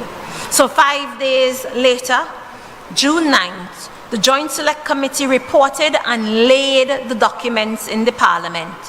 On June 28th, so roughly 19 days, the information is there, still open, available. You know what's laid in the Parliament. We did the adoption, the debate for the committee report on the 28th, and on the 29th, it was adopted, and we had a committee of the whole. The debate on the bill started. Yeah? So, ladies and gentlemen, during the final day of the debate, during committee stage, that is when Farley Augustine and Ho Choi Charles decided to write a letter to the Parliament while the Parliament is in session in committee stage with amendments for the House to consider.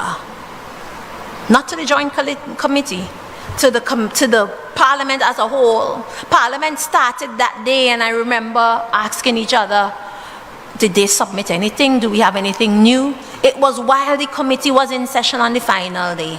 They submitted amendments from Farley and Ho Choi. I saying and Watson too, but I think it was only signed by Farley and Ho Choi. I'll double check that, but I'm sure it came from those opposite. Yeah? So there were no amendments received by the opposition. At that very late end, the opposition sent a minority report saying that they are concerned about we should have more consultations. But you have been with us since 2018, 2019, 2020, 2021. You've been at the consultations with us. We've gone to radio stations, gone to TV stations, done public consultations, and here you are at the very last minute saying you find it didn't have enough consultation and you think there need to be more consultations with Trinidad. So now you're raising the matter, well here, now this is not a Tobago concern alone, no, this affecting we share. So you need to have a more conversation with Trinidad. So we knew there and then we were not going to get the vote of the opposition. So what did we do? We took the legislation, we debated, we took the legislation to committee. And there are many who ask, well, why didn't you call the vote? Because that's the only way you would have known if they would have agreed. But if every single person who contributed let us know that they're not going to support, we would have been foolish to call the vote.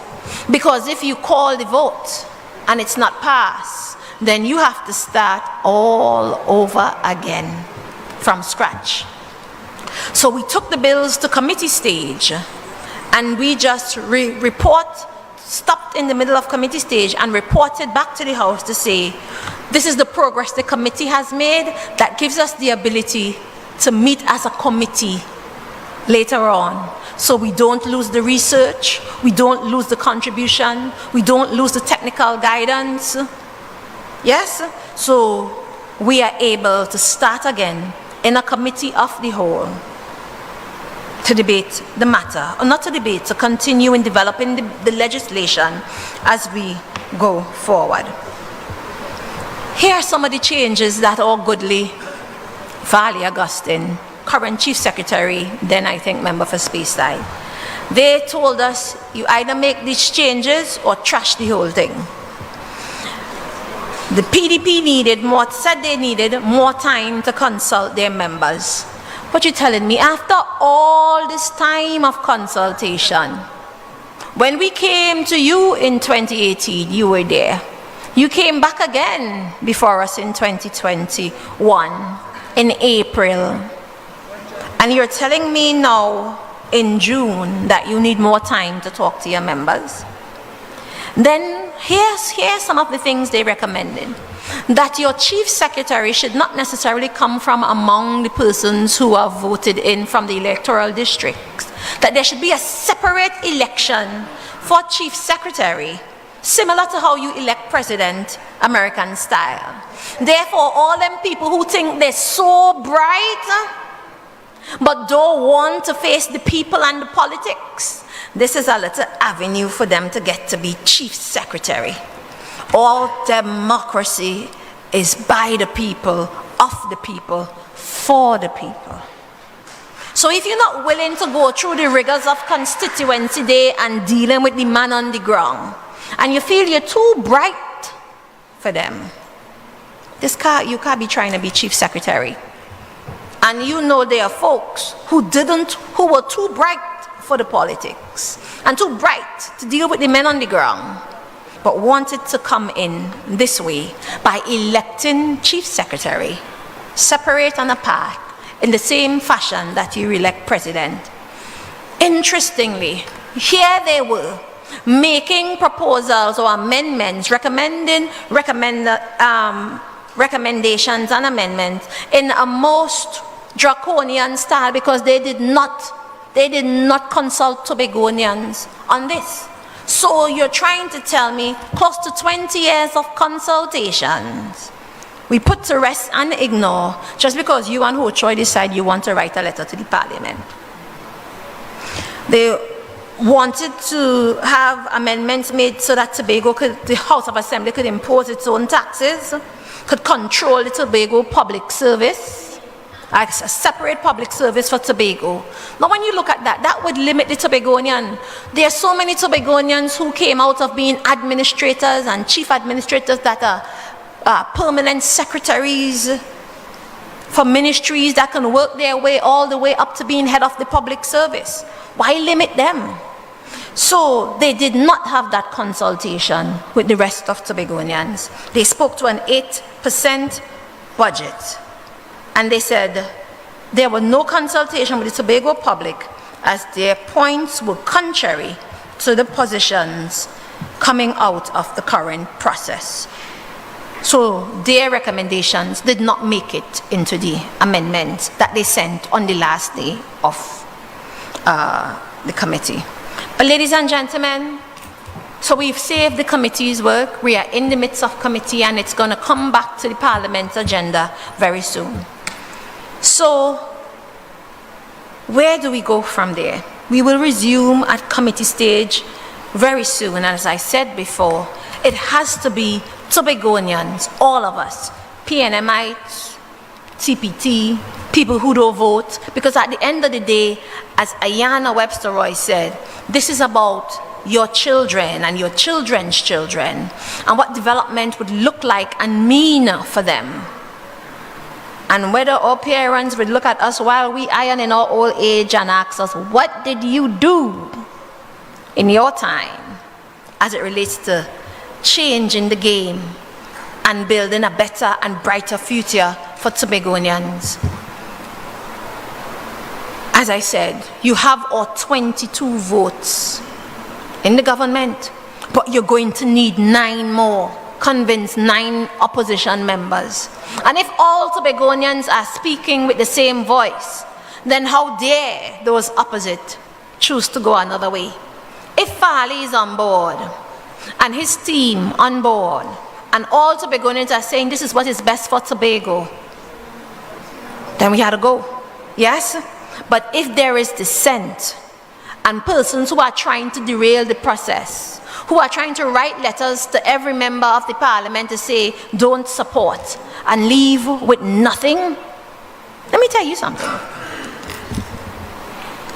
If I ask my husband for $2,000 US and he say at this time I could only give you 1,500, you think I go in and say I don't want none?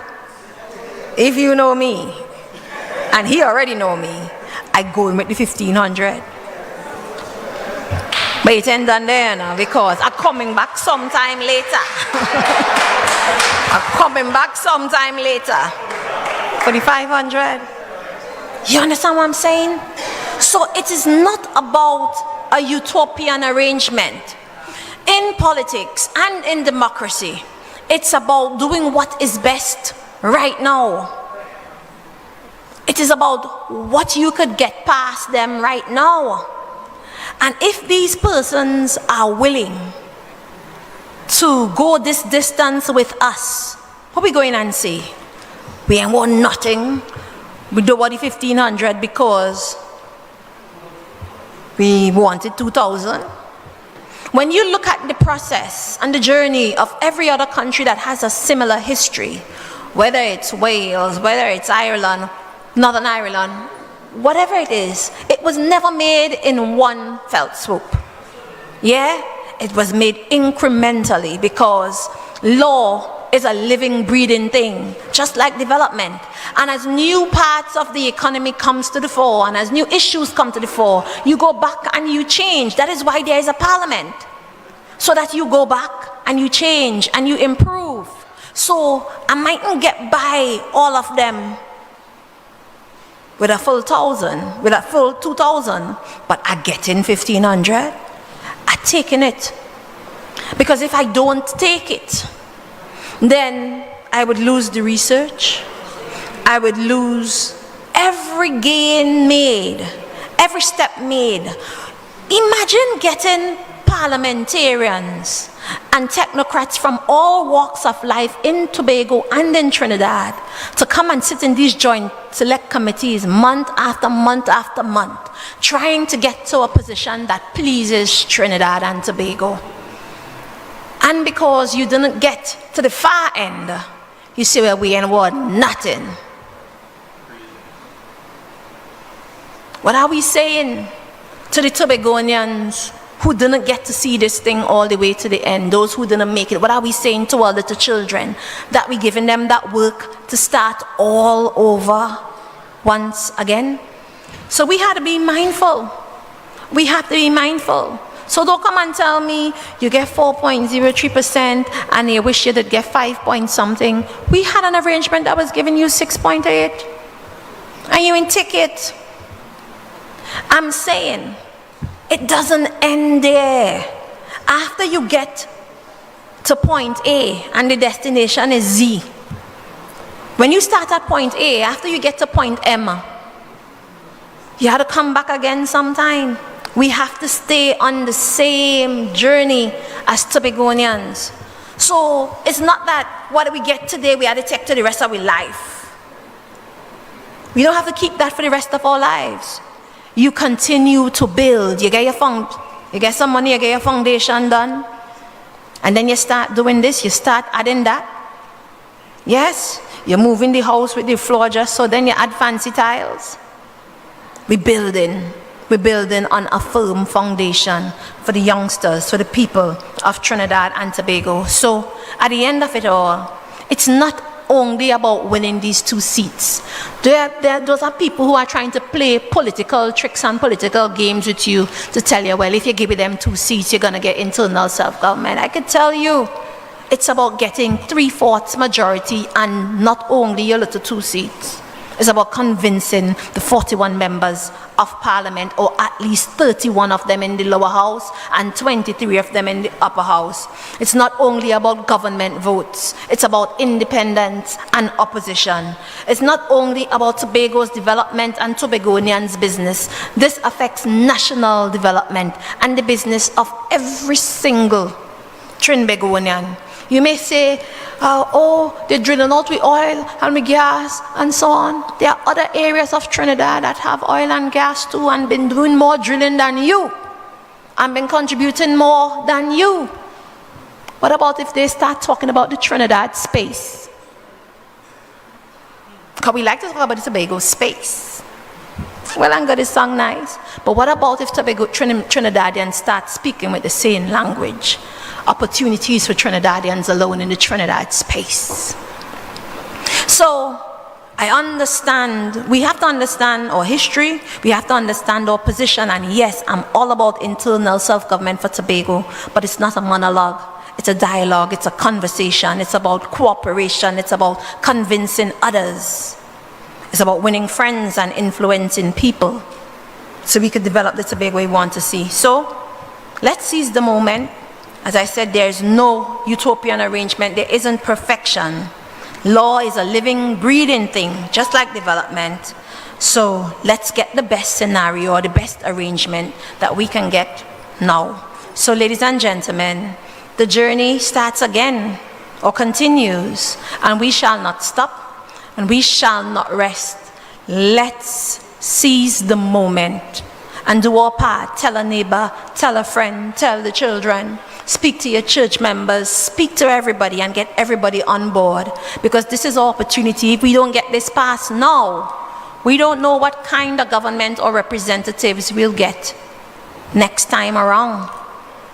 That I'm talking about as it relates to the whole parliament. The people who made up the Joint Select Committee may not still be around in the Joint Select Committee, and you have to start all over again.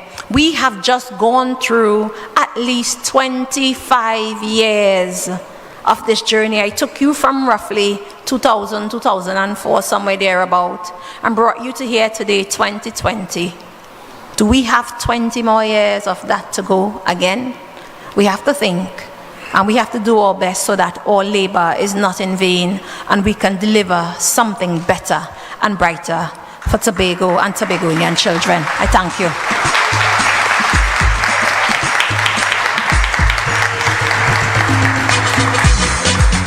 As what you call a potent conversation. Extremely sobering. You have to, we can't know where we're going if you don't know where we came from. And I want to thank Minister and MP for such a sober reflection on this process. And as someone said, the conversation has been very clear this evening. And once again, and we may not, we shouldn't really pat ourselves on the back too much, maybe. But once again, the PNM is leading the conversation about something significant in our country. So when it's not independence, when it's not Republican status, when it's not free education for all and healthcare for all, it is now leading the conversation about Tobago's autonomy. Brothers and sisters, self-government for Tobago continues to be a protracted endeavor, and its prominence on the legislative agenda today is a response to two sentiments on the part of many. One, the feeling that the current governmental system is Trinidad dominated. And we've heard this, we've heard it said all over the airwaves. It's always at Trinidad, Trinidad, Trinidad. So it's understood in this document and the work of the Joint Select Committee that the system is Trinidad dominated, and disadvantageous to Tobago. And secondly, that self-government would improve the administration of all aspects of governance in Tobago. Now, I don't know about you, but as a Tobagonian, I only see that as a positive. You know, you hear the talk about independence, secession. There's some of us who even talk about a confederacy. And all of that is good because we are in a democratic system, and allowing free thought and free conversation is important. But I want to piggyback on something the minister just said, that you're building, it's a process. You know, I said to someone yesterday, it's like you're living in a shack. Yeah? You're living in a shack, you know. You have the opportunity to live in a one-bedroom apartment where you're not getting wet, where the floorboard's not falling apart, but you refuse in the one-bedroom apartment because you want a 5-room mansion. Now, to me, that doesn't make sense. If I have the opportunity to move from point A to point B, I move. And then the conversation about moving to point C and D and E and F can continue. But why disregard all the work that has been put in over the years and say we don't want it because we want where we don't know what we want? But we don't want what you're giving, but we ain't sure about what we want. At this time, we're going to run a video, just a brief historical account. I think some of you all may smile when you see some things in that video. Miss.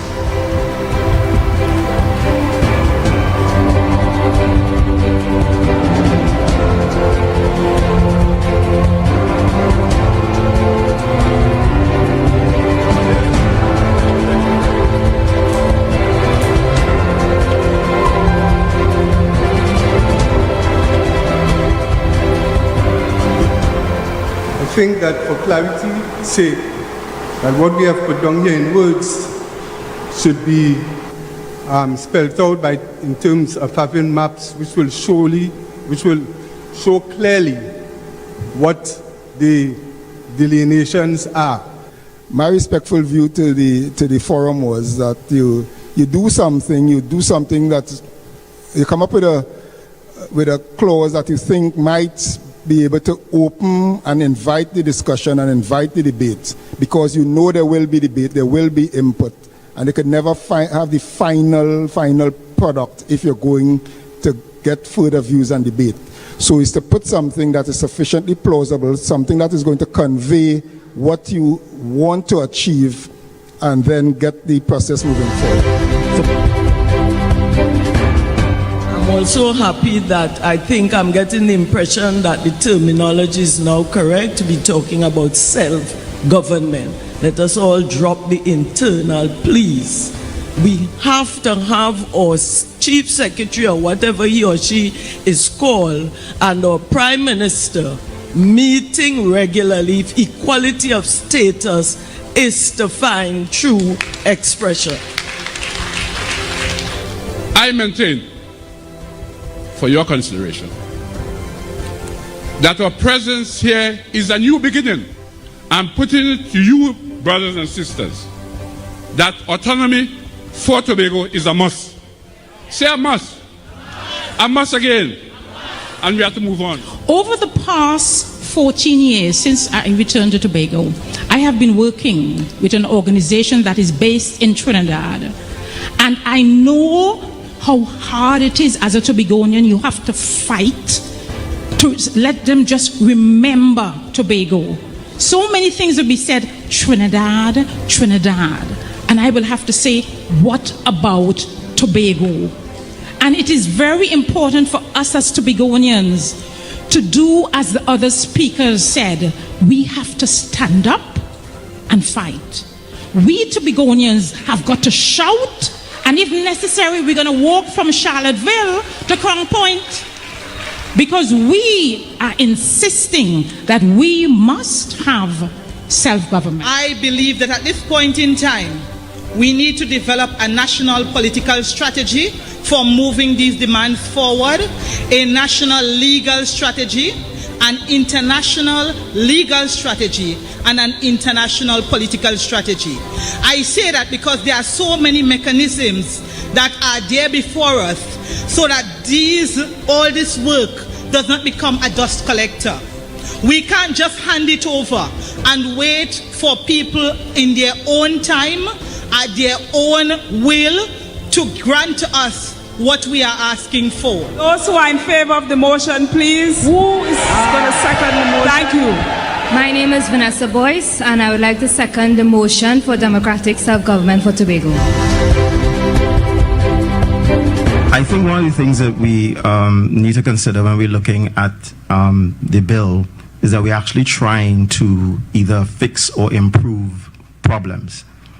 And as I heard Mr. Hector talking, I started thinking that what we're trying to do is either fix or improve, and I think I prefer the word improve the relationship between Trinidad and Tobago, right? We're not trying to necessarily destroy the relationship, which to me is what secession kind of would do. And I think if we look at it like that, we might look at the bill a little bit differently. I would like to begin by making the first observation that the Bill A and Bill B that I got a chance to read in 2016 looked a little bit different to this bill that's been placed in Parliament, and there's one important sense in which they were different. They both included definitions of Tobago and Trinidad, and that's a glaring omission in this bill. I am all for autonomy, but I'm saying that with autonomy, there must be accountability. What I'm hearing coming out of the deliberations this afternoon is a concern of Tobagonians for a more improved contribution by the central government towards their way of life in all aspects. Ladies and gentlemen, to bring or to put the icing on the cake this evening, I want you to stretch a little bit. So I want you to stand to your feet and put your hands together as we welcome to the platform at this time the political leader of the Tobago Council, Senator Ansel Dennis.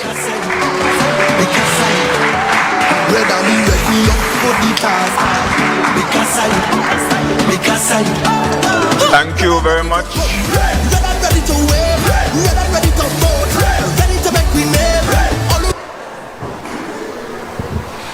Thank you, of course. Let me recognize our Member of Parliament for Tobago West, Honorable Shamfor Kojo Lewis, and for Tobago East, Honorable Ayana Webster Roy, Minority Councillor, Mrs.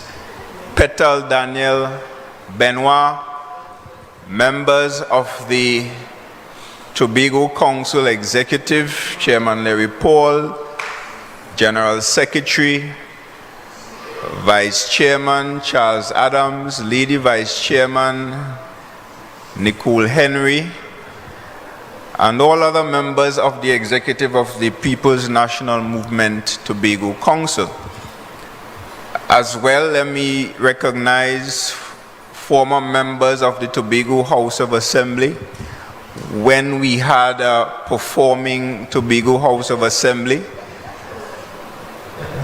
Miss Marcelin Melville Jack, Mr. Kwesi Devines, and Mrs. Nadine Stewart Phillips, Mr. Godwin Adams,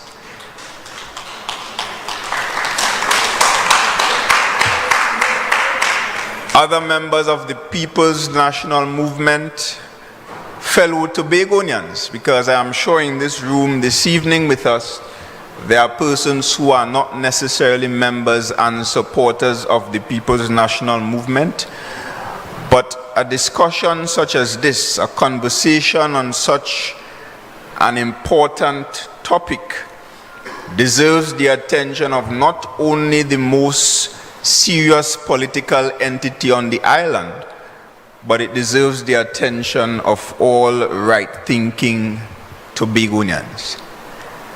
A lot has been said, and because a lot has been said, there is not much for me to say.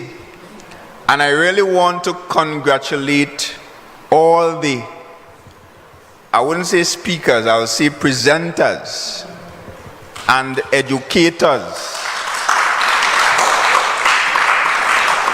Of course, the minority councillor gave an overview of what took place in the Assembly Legislature last week, Thursday, I think it was, when the minority leader took a very important motion, and I'll come back to that.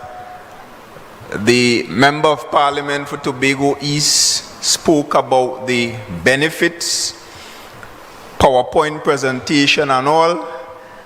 And during her presentation, a number of persons were messaging me, asking for a copy of that presentation. It was so informative.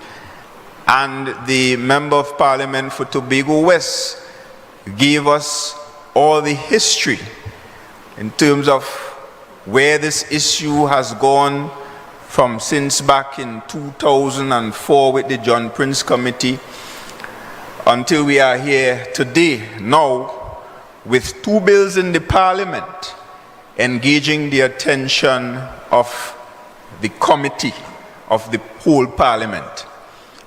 So I will simply want to tell us that the reason we are here, the reason why the People's National Movement here in Tobago, and the reason why I, as political leader here in Tobago, felt the need for us to engage in these conversations is because there is nobody else taking the responsibility in Tobago to speak for the people of Tobago and to advance this very important issue. Because we have a very distracted, a very unprepared Chief Secretary that is not serious, that is not focused, and not only him, his administration by extension. The development and the advancement of the people of Tobago is obviously far from their agenda at this point in time.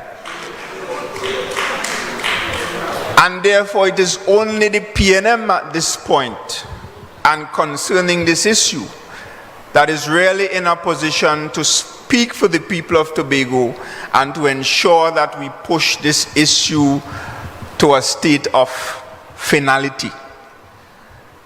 It was the PNM back in 2004, a THA led by Honorable Dr. Orville London,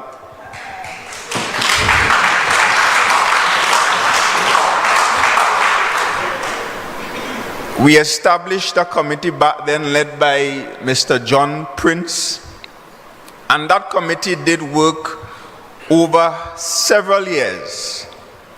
Consultations after consultations across Tobago, dozens of meetings from Crown Point all the way to Charlottesville, meetings with focus groups, fishermen, business people, etc. And if you do the math, from 2004 to now, it's 20 years.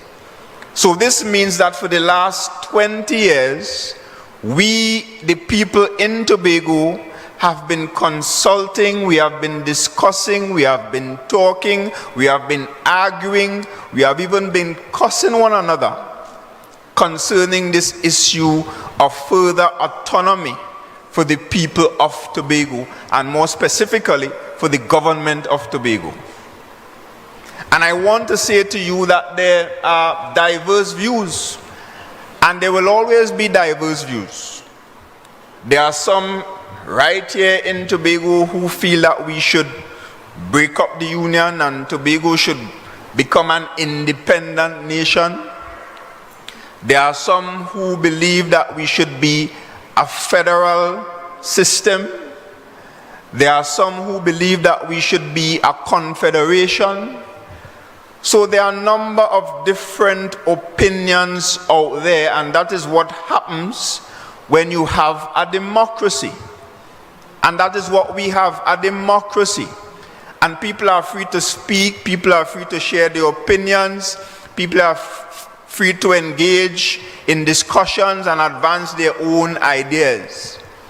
But following 20 years of discussions, and it's not that the issue only started in 2004, we can go all the way back to the 1970s, to the establishment of the first Tobago House of Assembly, where we had the THA Act of 1980. We can go to 1996. But the latest trust, of course, under the PNM began in 2004. And having done that for 20 years, we are now at the point where there are 2 bills before the Parliament, fortunately for us, that can advance Tobago's situation in a significant way. That is where we are at this point. And I want to back up a bit to 2013, because something very interesting happened in the year 2013. The People's National Movement won the Tobago House of Assembly election 12-0.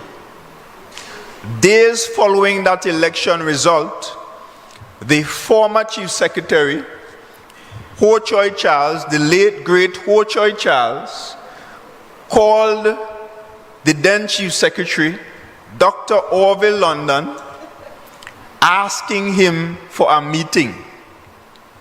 That was in January of 2013. And that meeting between Mr. Charles and Dr. London happened in the same month of January 2013. I can't remember the exact date, but the meeting happened the same month of the PNM winning the election 12-0.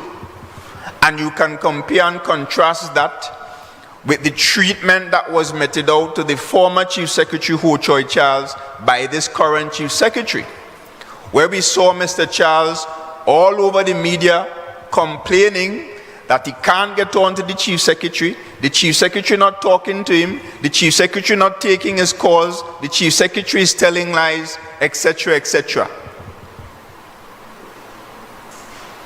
The PNM Chief Secretary at the time opened his doors to the former Chief Secretary Ho Choi Charles, and the conversation went something like this: in order for us to achieve further significant autonomy for the people of Tobago, then we have to speak or sing or shout with one voice. That was the conversation. And Mr. Charles jokingly said at the time, let us come together and fight for it, and then when we get it, we could go back to fighting one another to see who will manage it. That was the conversation. And that gave birth to the forum, or the Tobago Forum of Political Parties, where for the first time, autonomy was not being pursued by just a PNM or a TOP or a PDP or a TPP or a DAC or a NAR. It was about a Tobago forum representing all the political parties on the island singing the same song. Of course, all of them had different opinions. Mr. Charles at the time liked the idea of a Chief Secretary being elected separately, or what you may want to call the direct election of a Chief Secretary, which mirrors the United States of America. We in the PNM felt differently, and there were other persons in the room. Of course, Ashwood Jack at the time, he was just hell-bent on being Kamla Persad Bisessa's puppet. So everybody had their differing opinions. But the idea was to come together where all these minds and all these ideas and all these differences will converge and we come up with what all of us can agree is not a perfect position or not a position that will find agreement with everybody, but a position that will be in the best interest of the people of Tobago and one that can be accepted in the national parliament, because that is critical.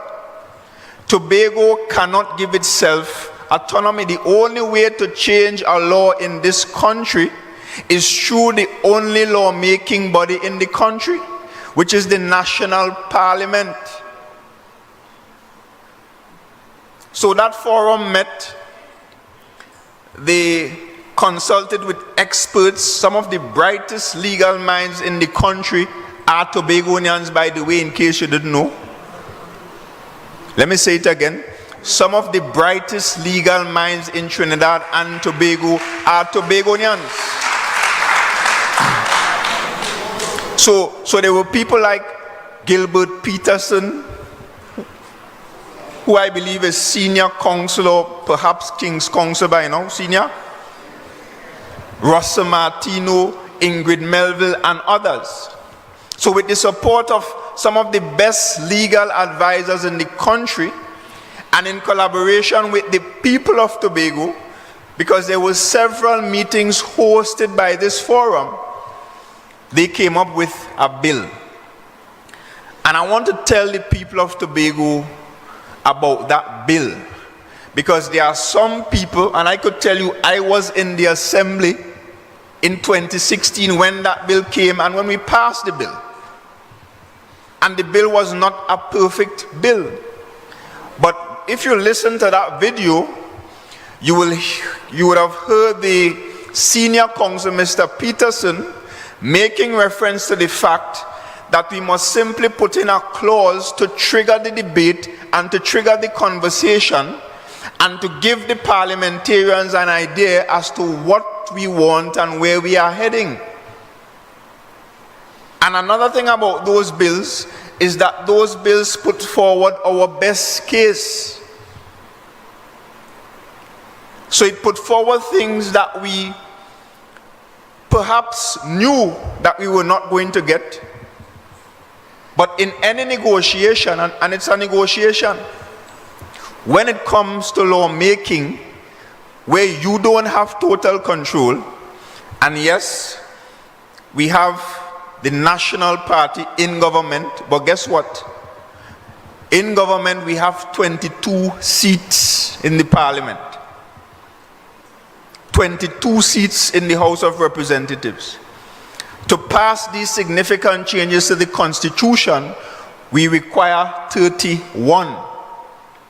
So it is a negotiation. So don't let anybody fool you to tell you that you could just get up one morning, or Dr. Rowley could just get up one morning and just give Tobago autonomy. It is a negotiation.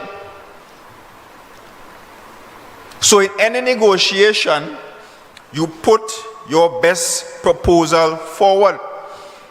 It's like you're trying to sell a house. You know the house valued at $3 million. You are prepared to accept 2.5. You're going to advertise it for $2.5 million. You will advertise it for $3 or $3.5 million. And if you get an offer for 2.5, you may say, no, I want 3. You may counter offer with 3. But if you end up with 2.8, is really 2.5 you wanted? So the bills that left Tobago in 2016 proposed, I think it was 9% of the national budget to begin with. Now we know it's a stretch trying to move from 4.03% as your minimum to 9% as your minimum, but we say, hey, guess what? Even if we don't get 9, we might get 6. And the bills before the parliament proposes a minimum of 6.8% of the national budget, and it doesn't have a maximum.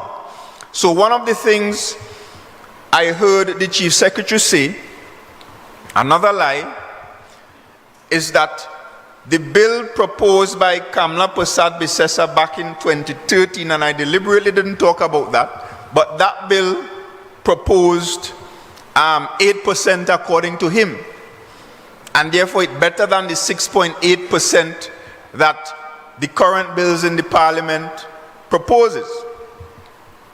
But guess what? When you look at that 2013 bill, and I'm not going to waste time to bring it up to show you, it proposes, or it proposed at the time, a minimum of 6.9% and a maximum of 8%. So they are reading the maximum and trying to tell you, the people of Tobago, that that bill was better. Absolutely false. So we went through that entire period, Joint Select Committee comprising PNM members, UNC members, and independent members. Again, it's a negotiation. You're sitting around a table with people from different sides, because the Joint Select Committee must be a complete representation of the makeup of the parliament. So you must have opposition, you must have government, and you must have independent. And they sat around the table, they held meetings after meetings, they consulted experts, they consulted legal experts, maritime experts, economic experts, financial experts, you name it.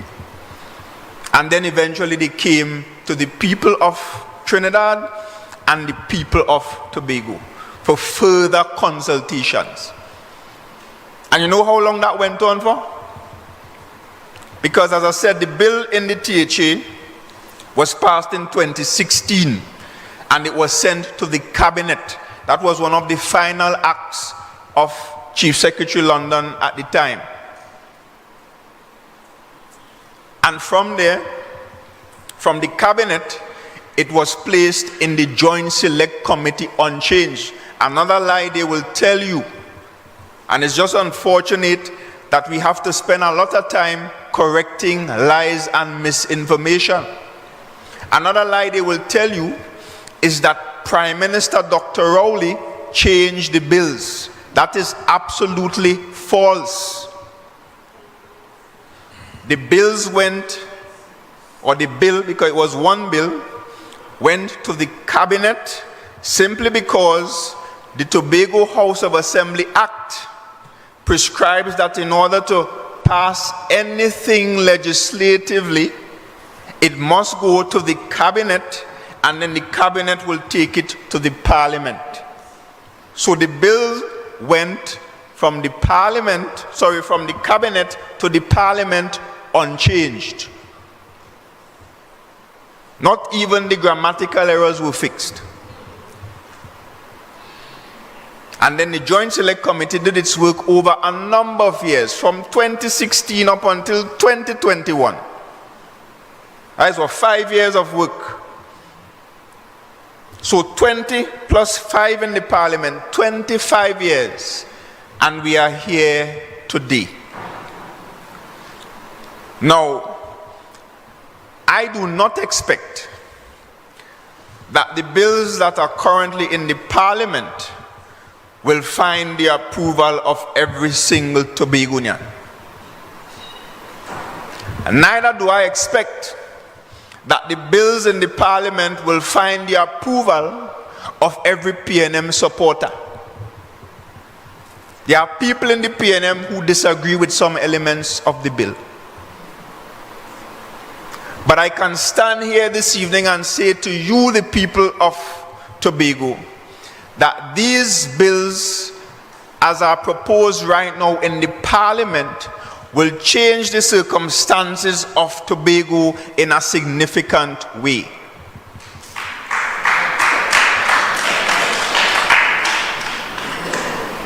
And the first thing I want to tell us about, I'll leave the money for last, is the lawmaking powers. Because in case you did not know, yes, We are called a legislature. They call it the assembly legislature.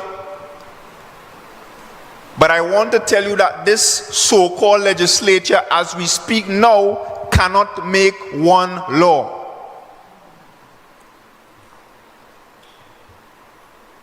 So bring up the first document, and I want to read for you, and this is from section 29 of the Tobago House of Assembly Act.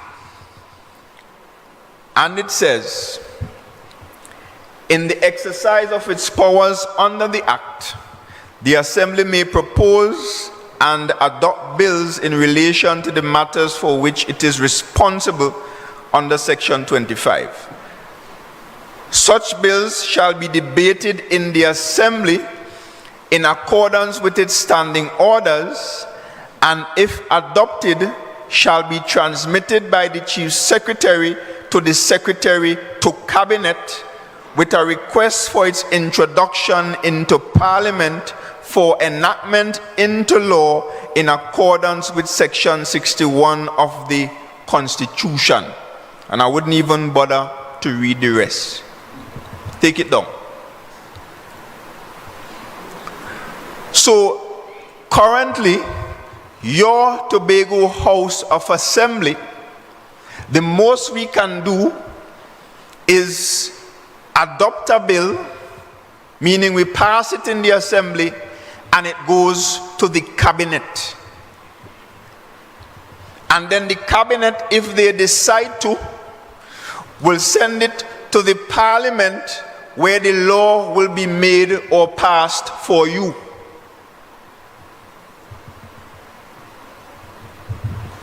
And I can tell you from experience as Chief Secretary, when I was your Chief Secretary, when you had a proper Chief Secretary,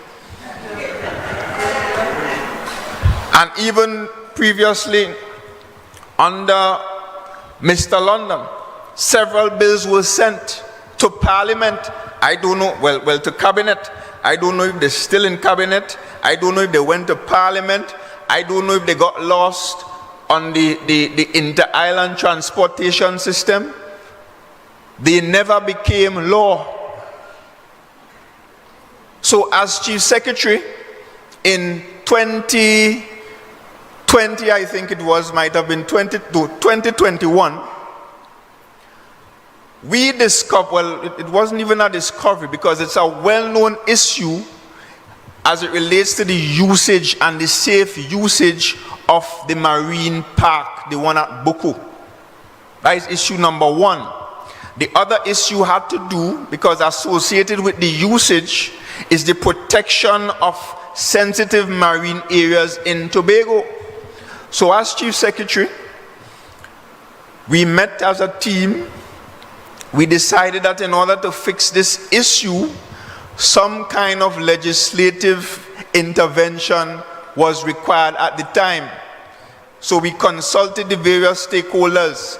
We pulled together the best legal minds in the Tobago House of Assembly. And we had a team led by the Senior State Counsel, Miss Leslie Gray. I think she's still there. And that team went and they did the work, they did the research, hard work for a period of months. And we drafted what we consider to be a very good bill that dealt with a number of areas. The bill was even designed to empower the Tobago House of Assembly to identify other marine sensitive areas as marine parks. So one, we were going to be able to protect the space. We were going to be able to determine how it is used. We were going to be able to regulate those areas and implement a fee structure. We were going to be able to deal with the issue of touting and the lawless, embarrassing behavior that takes place from time to time on the Boko Reef, on some of those reef boats. We would have been able to identify even that nice reef in Speyside and the reef in Culloden and other reefs in Tobago, we would have been able to even identify those areas as protected areas as well, rather than having to wait for somebody from Trinidad to do it for us. Don't ask me where that bill is, because I don't know. So the current Tobago House of Assembly Act does not allow the government, the assemblymen that you elect, to pass and make any law for the good governance and order of Tobago as an island. Now, interestingly, give me the next document. So I already told you that in my experience, that bill was drafted. It went to the cabinet. I don't know if it got to the parliament, but it is still not a law, and that is since 2021. This excerpt is from the Municipal Corporations Act, and this is section 221. Bylaws, rules, and regulations. So in addition to any other bylaws, rules, or regulations which a council is expressly authorized to make under this act, a council may make such bylaws, rules, and regulations as it seems proper for the good rule and government of the municipality, and for the prevention and suppression of nuisances not already punishable in a summary manner by virtue of any written law.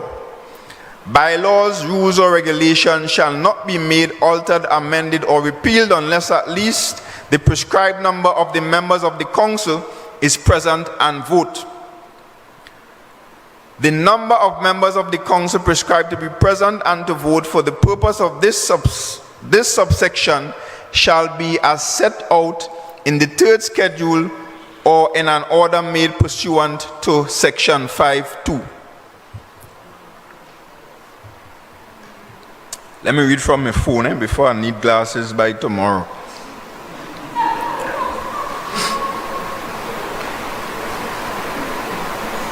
So I'll skip to 223 because that is the important part. Bylaws, rules, or regulations made by a council shall not take effect unless and until they have been confirmed by the president. Now that is bylaws, of course. It is not as far-reaching as laws, but the point I'm making here is that a municipal corporation in Trinidad is empowered to make at least bylaws without the involvement of any cabinet or any parliament. It's between the council and the president, full stop. The current Tobago House of Assembly Act does not empower the THA to even do that.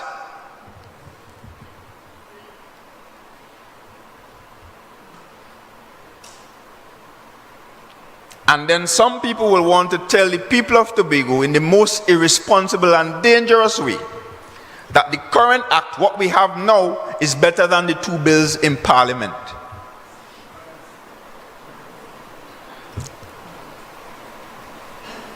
Next document.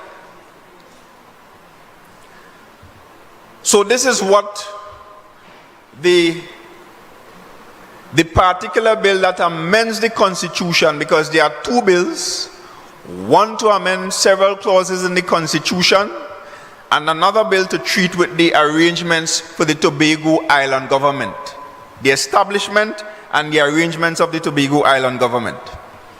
So this part of it speaks to a Tobago legislature, and it says, there shall be a Tobago legislature which shall consist of the president and the House of Assembly.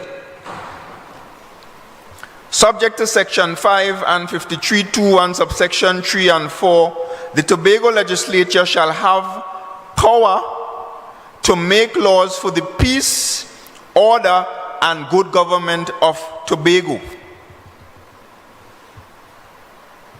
And I will stop there.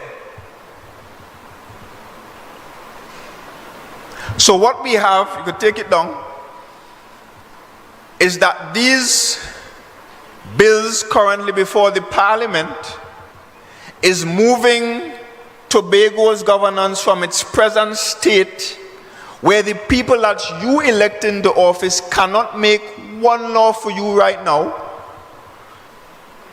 And the bill proposes the establishment for the first time of a Tobago legislature. And this mirrors the national parliament.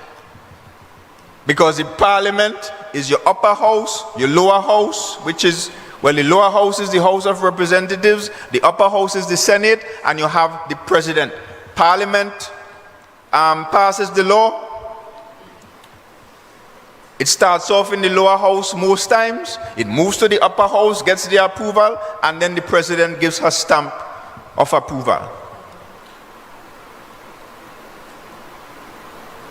These bills will place Tobago in the same exact position where the people that we elect can go to the House, engage in real debates, treat with issues affecting the people of Tobago, draft bills, debate those bills, and pass laws into effect for the good governance and order of the island of Tobago. Currently, that cannot happen. So you know what we do? We go to the House and we debate motions. Motion after motion. And if you examine the track record of this current assembly, you'll realize that they will go and debate motions, and the motions will resolve to do certain things, and they never get done. And it gives me the impression that they just wait for every fourth Thursday to come and realize, oh shucks, we have to put a motion in the House. And they just draft anything, drop it in the House, or drop it for the clerk of the assembly. It goes on the order paper, and they go and debate. And that debate has little to no effect on Tobago and the people of Tobago, because they don't even fulfill the things that the motion approved. The last motion approved that you all establish a bipartisan arrangement to ensure that we could have a meeting of the minds between the elected assembly officials and the parliamentarians at the national level concerning autonomy issue. Motions were debated in the past about education and establishing committees to do different things. None of it gets done. So every month, our assemblymen and councillors go to the House to basically waste time. And of course, in between, they travel the world at your expense, very little results, and that is what we have taking place for governance. This bill that proposes to enhance our arrangement to the extent of having a legislature will give them serious work to do. I have no confidence they will do it, but at least they will have the responsibility to do it. In addition to that, the bill will give Tobago additional areas of responsibilities, and I wouldn't go into that long list. But of course, the most contentious argument now in the Tobago space, especially since we just had the budget exercise, is the money and how much money is available to the people of Tobago, or to the government of Tobago, as they like to call themselves. Currently, the minimum is 4.03%. Most times you get around 4.3, 4.37% thereabout.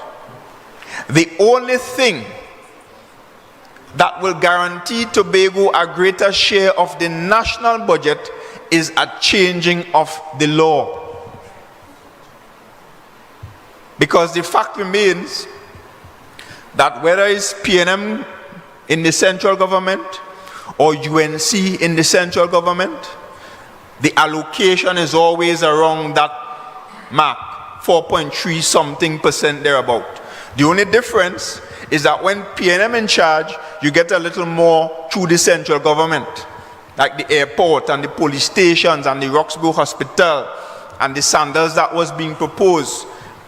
We missed the Sandals opportunity, but there's still a 5-star hotel resort on the cards, the marina. The central government don't necessarily have to do those things for the people of Tobago. But it is because of the good graces of our PNM government, led by a Tobago-born Prime Minister, that we had the opportunity for all those developments to come through the central government. And if you don't do the comparison, during the period 2010 to 2015, what did Tobago get from the People's Partnership? The government that spent the most money in this country. At one point, they ran a deficit budget of some $15 billion, even in periods of high oil prices, because the budget exceeded $65 billion on some occasions. What did Tobago get?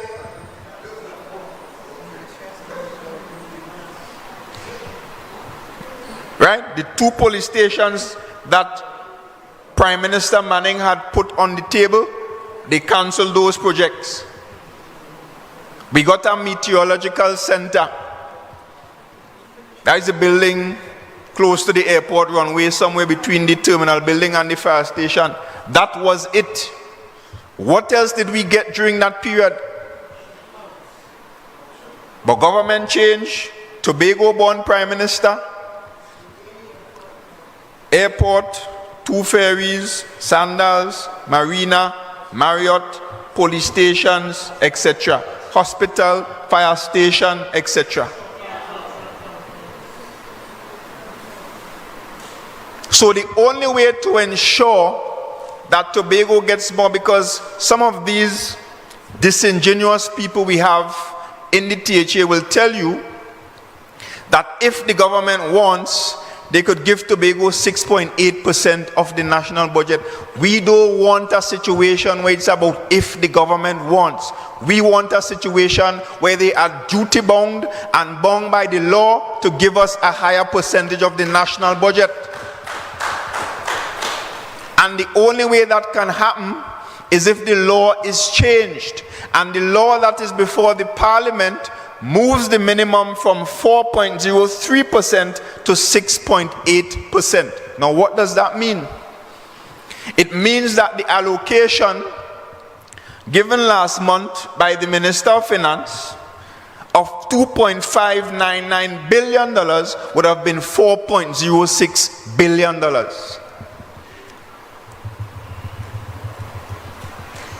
Right? Now, let me work out a little maths quickly.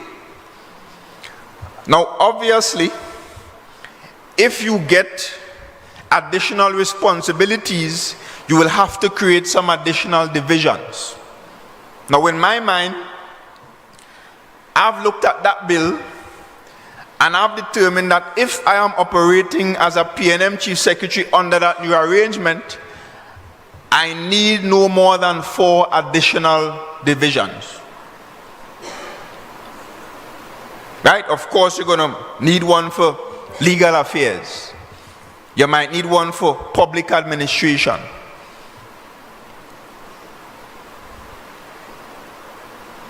And maybe a couple other areas. Right? The cabinet at the national level. This current government is functioning with what, 20-something ministers? Or 20-something ministries? The People's Partnership had about 40 ministries. So there is no need, even with the additional responsibility, to expand your recurrent expenditure in any significant way. So I did the maths. Even with the additional responsibilities and the need to establish additional divisions to administrate those responsibilities, which will require additional staff, your recurrent expenditure still should not exceed $2.5 billion. And therefore, it means that you will have $1.5 billion available for development. Over the last 10 years, the figure has been between $200 and $400 million. But there are people who will tell us that the bills in the parliament are not better than the current Tobago House of Assembly Act. So they want you to believe that an additional $1.5 billion or an additional $1 billion for development expenditure in Tobago is not something that we should grasp at and ensure that we get. I'll tell you what that means for Tobago, because you're experiencing it right now.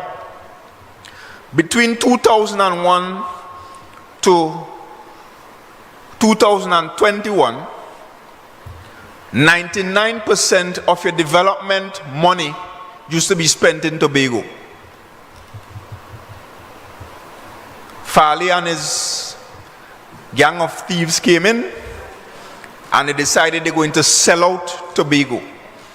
Sell out every single project a Trinidad contractor. Any project over $10 million. And I'm sure if I take the barrier lower to $5 million, I will still be correct. Every single project is being done by a Trinidad contractor who does not employ Tobagonians, who does not rent his equipment from Tobagonians, and who does not reinvest his profits in Tobago. So that money gone. And people are beginning to understand how important that spend, as small as it was, because although the allocation was $200-300 million, we still used to find a way to spend at least $500 million per year on development in Tobago, because you still have to pave your roads, you have to fix the drains, you have to build your community centers, you have to build your cultural complex, you have to build your sporting facilities. And we did all of that across Tobago with mostly Tobago companies, Tobago contractors, utilizing Tobago skills and Tobago labor. So now that all the thing has been sold out to people from Trinidad, you get to understand the importance of that development spend in Tobago. Because we have to admit, our tourism is not where we want it to be yet. Our agriculture is not where we want it to be yet. So the primary driver of economic activity in Tobago is the Tobago House of Assembly that spurs on a construction sector. And if you remove that from Tobago, the economy will slow down, people will feel the pinch, people will start to complain, the place slow, the place dead, the place heavy. That is what is taking place in Tobago. Can you imagine a situation where you have at least minimum $1.5 billion per year in development money being circulated in the Tobago space? Now, I'm not saying that the THA should be the only driver of economic development. Of course, under the PNM, we're going to ensure that we attract the necessary investment to fix tourism. Under the PNM, we will ensure that we restart that agricultural revival that was taking place in 2020 during the pandemic, and we will ensure that we improve those sectors. But we must understand that the Tobago House of Assembly, or the government in Tobago, based on how it spends the money allocated to it, can either make or break the economy of Tobago and the people of Tobago by extension. So these bills will turn $200-400 million into over $1.5 billion. And I want you to consider that figure and understand what it will mean for Tobago's development and for Tobago's economy. So the question is, should we not accept that? Should we not support that as Tobagonians? Should we not want that for the people of Tobago? Should we not welcome that change at this point in time? Because the choice is clear. It is either we support the bills or we do not. And if we do not support the bills, then what are we replacing it with? Because to not support the bills, I will tell you what it will mean. It will mean two things. If we don't support the bills, it will mean, number one, we will continue to exist under Act 40 of 1996. Our assemblymen will continue to go to the legislature to just debate motions and waste time. No lawmaking powers. We will continue to operate with 4.3% thereabout of the national budget. So all of that will continue because of the continued operations under Act 40 of 1996. And secondly, it will mean that we will spend another 20 years, this one in this corner arguing about self-government, this one in the next corner arguing about secession, this one in the next corner arguing about confederation, this one up in the sky arguing about federation, and everybody continue to talk amongst ourselves while the governance of Tobago goes nowhere. Is that what we want? Now I could tell you what I am suggesting in closing. It's about time. In closing, I am suggesting that the people of Tobago rally behind this process and support the bills now. And to do that, because I said, I can speak for the 22 votes that the PNM have in the parliament. As a deputy political leader of the PNM, I can tell you that support for those bills will come from 22 PNM members in the lower house.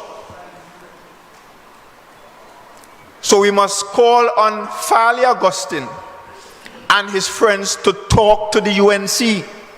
Because the UNC will not listen to me. They will not listen to any member of parliament on the government side. You know who they will listen to from Tobago? Farley Augustine. And I will tell you why I say this. As Chief Secretary, back then I went to the parliament to listen to the debate when those bills were first introduced. And every single UNC speaker got up and lied on the people of Tobago. Lied about there were insufficient consultations and the people of Tobago don't want this and the people of Tobago don't want that. You know where they got that from? Farley and Ho Choi. The MP for Tobago West told you about the letter that was written during the debate, asking for the direct, imagine we sat, we agreed that is your thing. Direct election of a chief secretary, that is your thing. You could argue that next time. But for now, this is what we are proposing as a team. We sat, we discussed it, we agreed that you now coming to reintroduce that and putting that as a basis for encouraging the UNC to not support the bills. Ridiculous. So I'm calling on this current THA, led by Farley Augustine, to tell their friends in the UNC to support the bills, vote for the bills. And if in fact you have meaningful contributions to make by the way of suggestions for amendments, then go to the parliament, which you are being paid to do, and contribute to such. And we, the people of Tobago, must ensure that we pressure our THA representatives because we're paying them to represent us. And it comes down to either we remain with Act 40 of 1996 for the foreseeable future, or we take the advancement that is before us now. Because We will continue to argue, even with this change, if we get it, and I'm hoping we get it, the argument and the discussion will continue, because there are some who will still feel that we ain't get enough and we want more. No problem. There are some who will feel that we need a federal type arrangement. No problem. You continue to argue that, because I can tell you, even in the United Kingdom, that has gone through an incremental process of changes in the arrangements with the various jurisdictions, Scotland, Wales, etc. Even they, as we speak, the people of Scotland will tell you they want more autonomy. The people of Wales will tell you they want more autonomy. And there are some in those jurisdictions who will say they want independence. No problem with that. That's democracy. That's human nature. But in the meantime, while you argue for your federal system and your 15% of the national budget, and there are some who will tell you that we should split the country in half, Trinidad should get half the money and Tobago should get half the money, no problem. You could argue that if you want. I will not support you. But in the meantime, we have an opportunity right before us to advance our situation in a significant way. And I'm saying you could continue with your arguments, you could continue with your debate, but ensure that we do right by the people of Tobago on this occasion and support the two bills that are before the Parliament.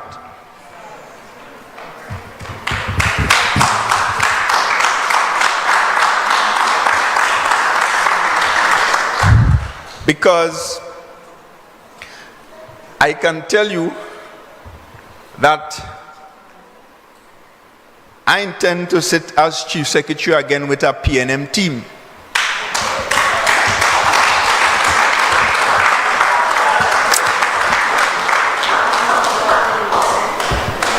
And I do not intend to go back to a legislature under the same arrangements provided now in Act 40 of 1996, where in order for me to make a law, well, for the Assembly to make a law, in order for us to change anything significant, legislatively that is, we still have to debate, pass a bill, send that bill to Cabinet, and hope that the Cabinet send it to Parliament, and then hope that the Parliament support it into law.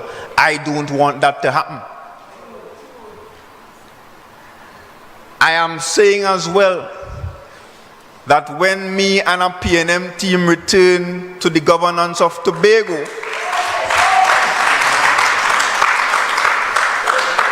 we do not want to be confined to $2.5 billion. $4 billion sounds like a good number to work with for now. We could argue for more in the future. We could argue for more in the future. So I'm saying to us that these conversations will continue, because I'm saying we have an opportunity to improve. Whether you consider the improvement significant or not, I consider it significant. Especially, and some may not agree with me for saying this, but the lawmaking powers is even more important than the money.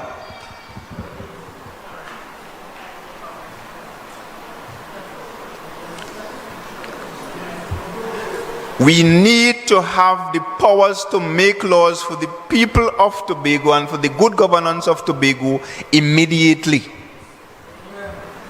Imagine you have a chief secretary, and this one mannish, very mannish and out of place. You have a chief secretary, and your chief secretary and his executive cannot even pass a law. That has to change immediately. And the only way to change that immediately is by supporting these bills. The alternative to that, no, not chaos and confusion, we having that already. The alternative to not passing the bills is at least another 20 years. So I'm calling on Farley to tell your friends in the UNC, especially your drinking partner, Rudal Munilal, to go to the parliament and support the bills that will give Tobago additional resources, that will give Tobago additional responsibilities, that will give Tobago the lawmaking powers that we require to make laws for the good governance and the order of Tobago, and then we could fight for more later on. And I'm saying only when we do that, then we'll be able to say, great is the PNM, great is the PNM, great is Tobago, and we have prevailed.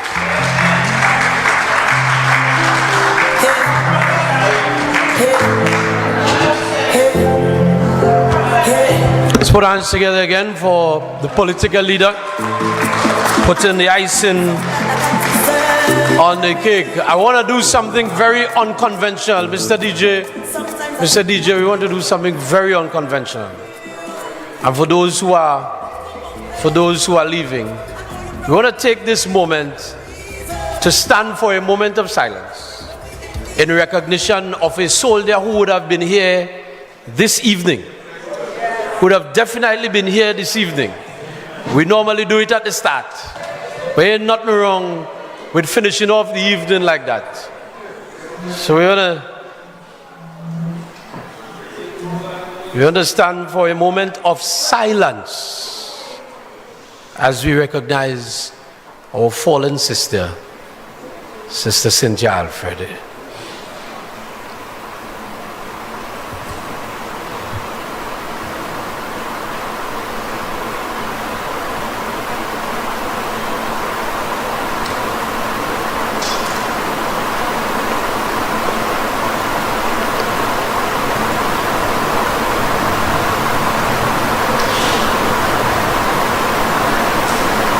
Thank you very much. The conversations continue, brothers and sisters. Look out for the information. The next two meetings would take the style of a town hall where you would be free to ask your questions concerning the legislation that is before us. So look out for the dates, look out for the venue. There is also a condolence book at the council office that you could go and sign. It is there from 9 to 4 every day. You can go and sign as we recognize that our sister has passed. Have a pleasant night, everybody. Get home safe. Yeah. And Wednesday, yes, Wednesday, Mr. DJ, 1 second.